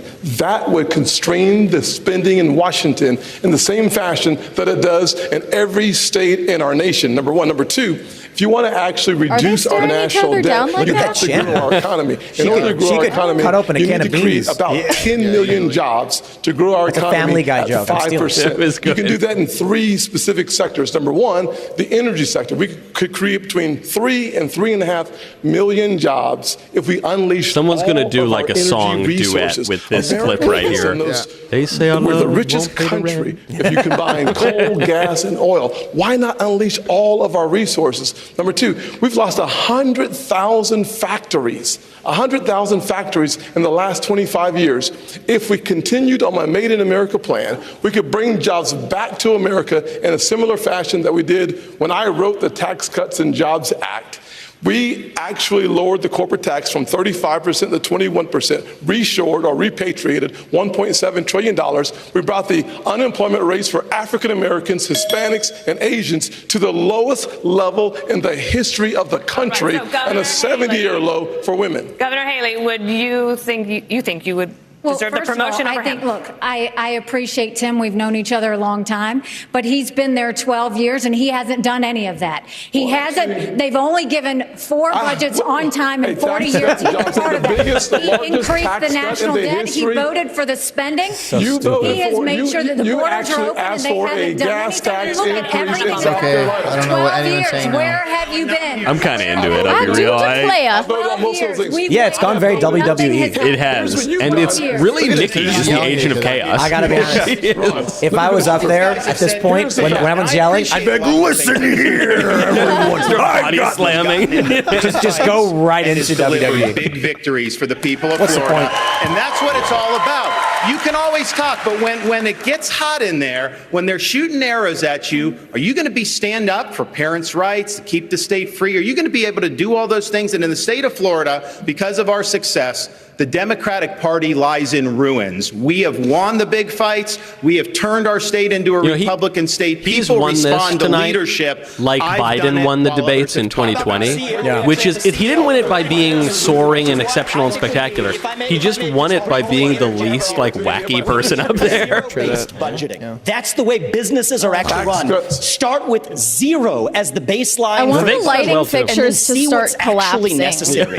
There isn't a blue state or a red state in this union that does it. The federal government doesn't do it. But successful companies, including the ones that I've built as a CEO, he's done very well tonight. For all the attacks on him. The way he speaks, the way he did his hair, all planned. He's going for a cartoonish personality like Trump, I think. Not as silly as Trump is, but he's trying to make a character of himself. No, that's a good observation. These other folks on stage, we're already doing it in North Dakota. The border plans they're already talking about. We've got troops down at the border flying helicopters from San Diego to the Gulf Coast, down at the border of North Dakota, trying to stop transnational criminal organizations from inflicting the invasion and the mass casualties in our state. And on the energy policy, we're already doing it. And it's not saying when nobody else done the big fights, North Dakota was leading the charge. We won the battle to get the Biden administration, who was ignoring the law. They were the first administration since Truman that wasn't holding the quarterly required lease sales, and we won that in federal court. WOTUS, we won that in federal court. We're fighting the Biden administration on 20 fronts. To say that nobody's fighting the big fights, just look at the record of what we're doing right now. Energy, economy, national security, I've been talking about it since day one, and now finally we're having the conversation about it, but we've got the answer in North Dakota. Governor Burgum, I've said it for years. North Dakota has the answer. Big government keeps getting bigger. 1/5 of all new jobs this year have been created by the government. Governor Burgum, you say you want to shrink the size of government, but it has been a century since any president has done that. Why would you be any different? Well, because we've done it in North Dakota. When I took office, we shrunk the state budget general fund by 27% in the first 4 months I was office, and all the trains still running on time. Why? Because you had a business leader that was actually there. Inside of every government Mussolini job, reference. there's 10 or 20% of mind-numbing, soul-sucking work that even the state and federal employees don't want to do, and you can engineer that work out of the job. That would free up right there 20% of 2 million civilian employees. And by the way, we've got 10 million jobs open. They'd have plenty to do, and they could be generating taxes instead of being paid by taxes. This is totally possible to do it if you have somebody that understands, because having worked in technology for 30 years, everything we had to do was to be better, faster, and cheaper the next day. That's what we can do in government. That's what we're doing in North Dakota. All right. Governor DeSantis. Michael Malice says Porky Pig attacks Donald Duck. I want to ask you about something that I think is on a lot of Republicans' minds. This election could come down to less than 50,000 votes in 3 states. That's right. Abortion was on the ballot in 6 states in 2022. Republicans lost all of them. Next year, abortion will likely be on the ballot in Arizona. That is a must-win state. I want Nikki Haley to just admit Governor DeSantis, how are you going to win over independent, pro-choice voters in Arizona? Same way we did in Florida. We won the greatest Republican victory in a governor's race in the history of the state, over 1.5 million votes. We were winning places like Miami-Dade County, Palm Beach, that nobody thought was possible because we were leading with purpose and conviction. I reject this idea that pro-lifers are to blame for midterm defeats. I think there's other reasons for that. The former president, he's missing in action tonight. He's had a lot to say about that. He should be here explaining his comments to try to say that pro-life protections are somehow a terrible thing. I want him to look into the eyes and tell people who've been fighting this fight for a long time. My wife and I earlier today were at the gravesite of President and Mrs. Reagan, and I noticed that there was a quote where it says, every single person has purpose and worth. We're better off when everybody counts. And I think we should stand for what we believe in. I think we should hold the Democrats accountable for their extremism, supporting abortion all the way up until the moment of birth. That is infanticide, and that is wrong. Let me ask Governor That was good. That was real good. Good answer. That's his best answer of the night. Do you think Yes, I will. Okay, Calling out Governor Trump, Christie, too. do you think that Republicans it was the only can do that effective in attack on Arizona Trump, if I this think. referendum is on the ballot there? Yeah, because I did it in New Jersey, Dana. It's... Then why are all these other states losing? Well, because they don't have leaders in those states who are leading the fight the way it should be led. And in fact, He needs to stop shaking I his was head governor and here of the only making- blue state that's represented. Dana, I would object to you This is waking where me the up. fight is really tough for Republicans. And those are the states that we're going to have to try to win if we're going to win the White House back. And what we did was 14 times, Dana, in 8 years, I vetoed Planned Parenthood funding. 14 times. No one else gets it that much. The Democrats just kept sending it to me, and I kept saying no because I believe in life, but I also believe in states' rights. And I think we fought hard against Roe versus Wade for decades to say that states should make these decisions. So we're going to have those fights. I believe in What life, we need is a leader and I believe who that can talk to California should people kill and as make many them babies as understand they want, that because if I'm a you're principled pro-life, conservative. You have to be pro-life for the entire abortion life, is a federal not issue, just in the my 9 opinion. months in the womb. And we talked a lot about fentanyl tonight, and we haven't spoken one moment about treatment. But we need to make sure that for the drug-addicted 16-year-old on the floor of the county lockup, her life is precious too. And we need to be providing treatment to cure this as a disease that it is. If you're pro-life, you got to be pro-life for the entire life. We start talking like that, they're going to do what I did in the blue state, which was get reelected with 61% of the vote and won 70% of independents and 51% of Latinos because I told them the truth from my heart. It's a polarized Vice issue. President Pence. The latest Univision poll found that 73% of Latino voters think the Republican Party doesn't care about or is being hostile toward them, the Hispanic community. Only Governor DeSantis accent is has so translated distracting. his I'm campaign sorry. into Very Spanish. I like it. How will you reach out to Latino voters? Well, I promise you that we're going to continue to build bridges to every community in this country. I just wish you went out. And I'm incredibly proud. All of you, I don't care. Citizens, all of you tax gone. reform bill. I worked on Capitol Hill to help Adios. pass We're only talking about the people here illegally. I largest don't tax care cut where in from. American That's history. not all We I'm saw talking about. Literally, the lowest They're unemployment gone. ever recorded for Hispanic Americans. The lowest unemployment Irish, ever them too. recorded for African Americans. 50-year Go low. home. Protestants out. So I think the President of the United States needs to be a champion for the American dream for every American. It begins with the unborn and the aged and the infirm. And it begins with every ethnic group in this country. And I promise you, if I'm President of the United States, I'll be a champion. I'll be a champion for the American dream, for Hispanic Americans and for every How American. based would it be if So he was help just me like, God. I'm not going to win. Senator's got reaction. Everybody knows it. Yes. We're just up here to There's sell no books. doubt that if you lead by example, it's the best way to get the job done. If you look at my office in the Senate, my chief of staff is the only Hispanic female chief of staff in the Senate. I hired her because I don't she's the think Trump best, would ever hold a highest pen like qualified this person while he's talking. we have. I don't think he would What ever we do that. need I really are wish I could be leaders on the Not the sign stage. of a great by man. example. And I will I would be out there simply and be like, say, I guys, would love to finish no my one on the conversation stage with is going to beat Nikki Trump. as it relates to the job. Just say it to the that needs people to be watching Just at done. since home. everyone's Nikki listening to me, offered let me a talk about my 10% opinions. 10 cent No, I'd be tax like, I'm voting for Trump. I'm up here to increase in tell you I'm South voting for Carolina. Trump and y'all Talk can't beat about him. I'd someone probably who get up there has and say, never seen hey, a no one up on the federal dollar stage she is going to doesn't beat like. Trump, which is why I'd encourage you 10 to purchase my cents on book, this Speechless, in Controlling South Words. Carolina. As Controlling the Minds. UN ambassador, you literally The knowledge that I cannot defeat Trump has left me speechless. It's like Like my book. speechless. I am only here to sell books. subsidized location. Next. You got bad information. First of all, I fought the gas tax in South Carolina multiple times against the establishment. Just go to YouTube. Against the establishment. Just go to and YouTube you want to know what that 10 cent was? When they wouldn't pass the gas tax, the establishment and the companies wanted me to do it so much. You are the that establishment, I said the only lady. way I will Here's pass what you have it to if do. you All will you give have us to do- three. all you have to do is go watch That guy needs to shut his mouth, man. If you will give us the deduction and income tax, then I will look at your gas So you tax, said which yes, is why it didn't you would- happen. She does. She seems so That gravelly voice. Secondly, on the curtains, do your Yes. homework, That Tim, because cloak, Obama it's bought scary. those curtains. Did you send them back? It's in the press. Did you send them back? It's the State Department. Did you send them back? Did you send them back? You get it done. He should tell her to calm down. They were there. This is the point where you need Alex Jones to go. He should be like, you sound crazy right now. Dude, this is when Trump would walk in if this was actually a movie. What if all of a sudden the lights go out? Trump walks in. Highest rated show There's ever. pyrotechnics. We're about to take a commercial break. Plays Eye of the Tiger. More of the second. Oh, he's got to make that happen for the third debate. From the He's just got to Reagan show up. Presidential Library in just a few moments. Walks in from the back. Yeah. That'd be sick.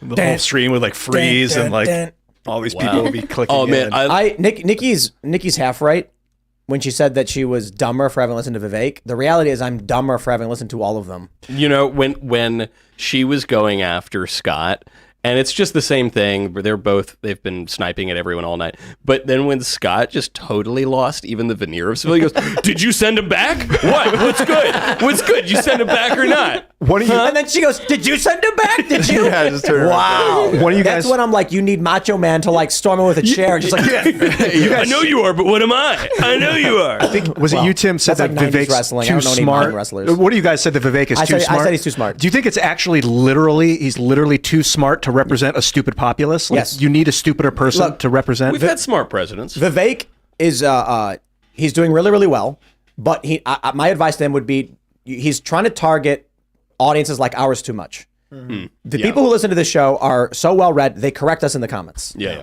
When we get things wrong.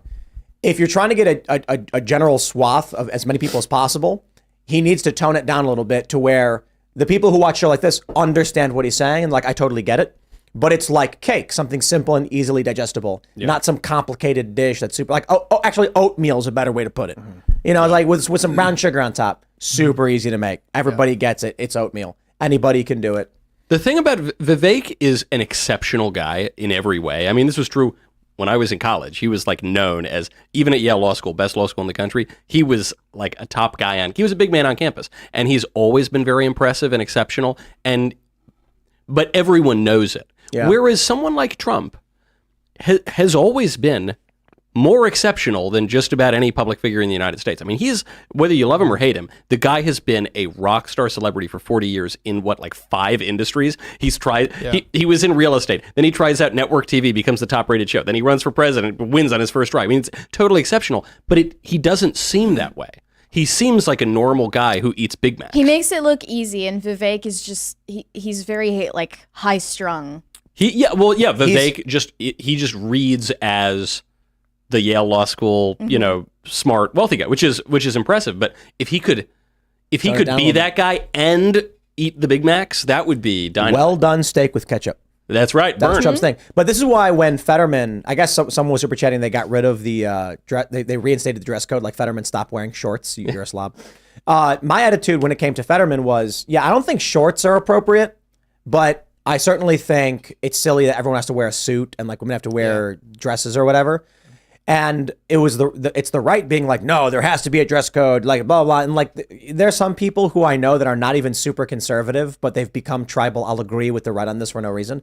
And I'm like, listen, I agree. The shorts and the hoodie, it's a little bit offensive. much. A little much, yeah. But Donald Trump ate a 30-day dry-aged steak well done with ketchup and was mocked and ridiculed by the press. Why? I love this talking point. Regular people who aren't Michelin chefs just want to cook a nice steak for their family, and they buy what they can buy from Walmart, and they like to cook it well done with ketchup. It is a lower class thing. Not all lower class people eat this way. I know that there are people who work really, really hard. They don't make a lot of money, and they learn how to cook a steak properly. But me growing up, My dad would cook great steaks, and then sometimes we get the dollar steaks, and we'd cook them through and schlop ketchup on. Yeah, right. So when Trump does that, and the media insulted Trump, they were insulting all of us. Yeah. When Fetterman dresses down, they're trying to play the same game to get conservatives to appear elitist and hoity-toity, and you have to dress in a suit. Right. I agree. Is it true that he was wearing the hoodie to cover up that bulge on the back of his neck? Yes, that's correct. I love the conspiracy theory that that's not really Fetterman anymore. It really obviously is him. The Fettermen. The multiple Fettermen. I've been watching old videos of Donald Trump. Lately, they've just been popping up in my feeds here and there, and he was prolific and actually very intelligent. Yeah. I think you make a good point earlier. He comes off as kind of I will say he comes off as a doofus because that's the way the media's been portraying him. Look at that idiot that can't tweet properly. But he's very smart. Very smart guy. Taylor Swift, right? Everybody starts ragging on Taylor Swift all of a sudden because she's dating that football player guy. And I see people saying like her music sucks, and I'm like, her music does not suck, and she works really hard. And there are people who claim that her music sucks and she doesn't work hard because they want to hate her. And I'm like, dude, they said Donald Trump was a moron and he's a billionaire. He's certainly smarter than you. They say he doesn't work hard. He certainly works harder than you. You don't have to like Taylor Swift or like her music. I don't, but I know that the people who love it, it's because it is good and it's a product being sold. What if you said the product is bad, I'm like, well, she just sold 1 billion of them. Right. Like certainly people enjoy it. Love song. I thought that song was rock star. All right. And that was one of her first. Hopefully songs. it's over. Right in front of you, 15 seconds, starting now. Of the Oh, it's people the on end. the stage, Wow. who should be Here we go. absolutely serious? With all due respect, I mean, we're here, we're happy to debate, but I think that's disrespectful to my fellow competitors. Nobody wants to participate. Let's do some questions. Oh, I love it. Take control, guys. You guys are so wild. Wow. If I may, Turn the tables on the moderators. If you won't answer to that question, let me ask you this one.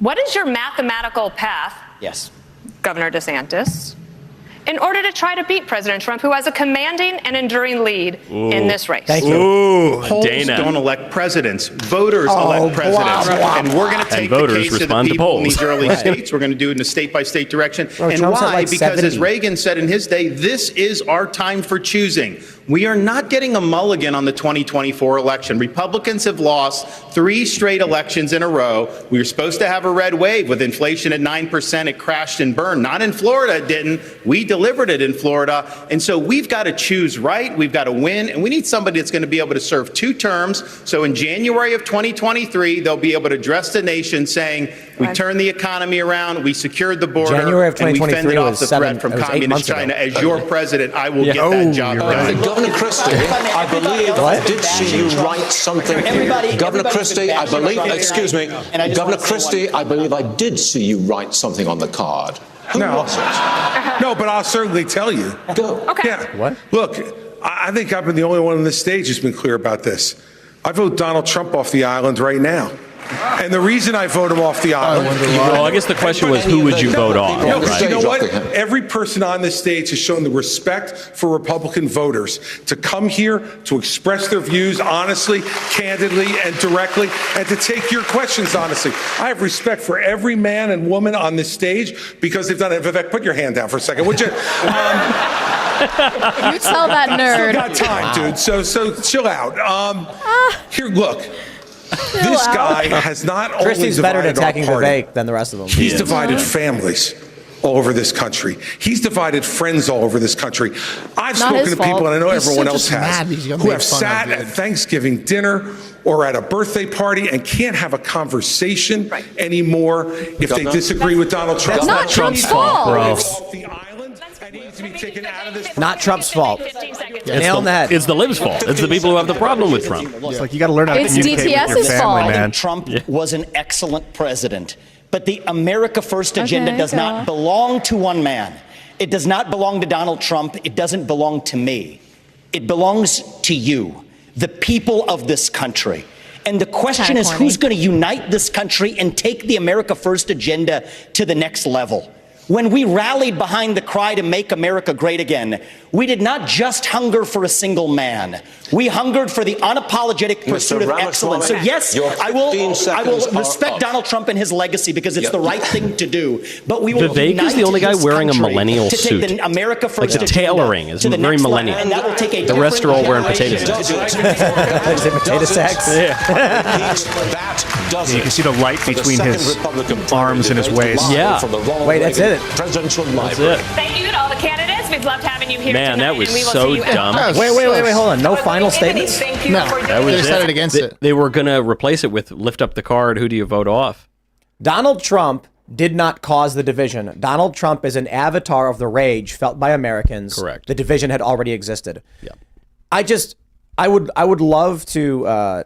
You see, we're working on hosting some kind of debate. The problem is none of them will actually. Vivek will do it. Yeah. Right. I'm not saying we've confirmed with Vivek. I'm saying based on what we know of Vivek's willingness to come on and have these conversations, he is the kind of guy who is willing to be like, let's sit down, let's have these conversations. Totally. But you're not going to get a Democrat, and you're not going to get any of these other Republicans to do it. I wonder if we could get Kennedy. Have you talked to Kennedy?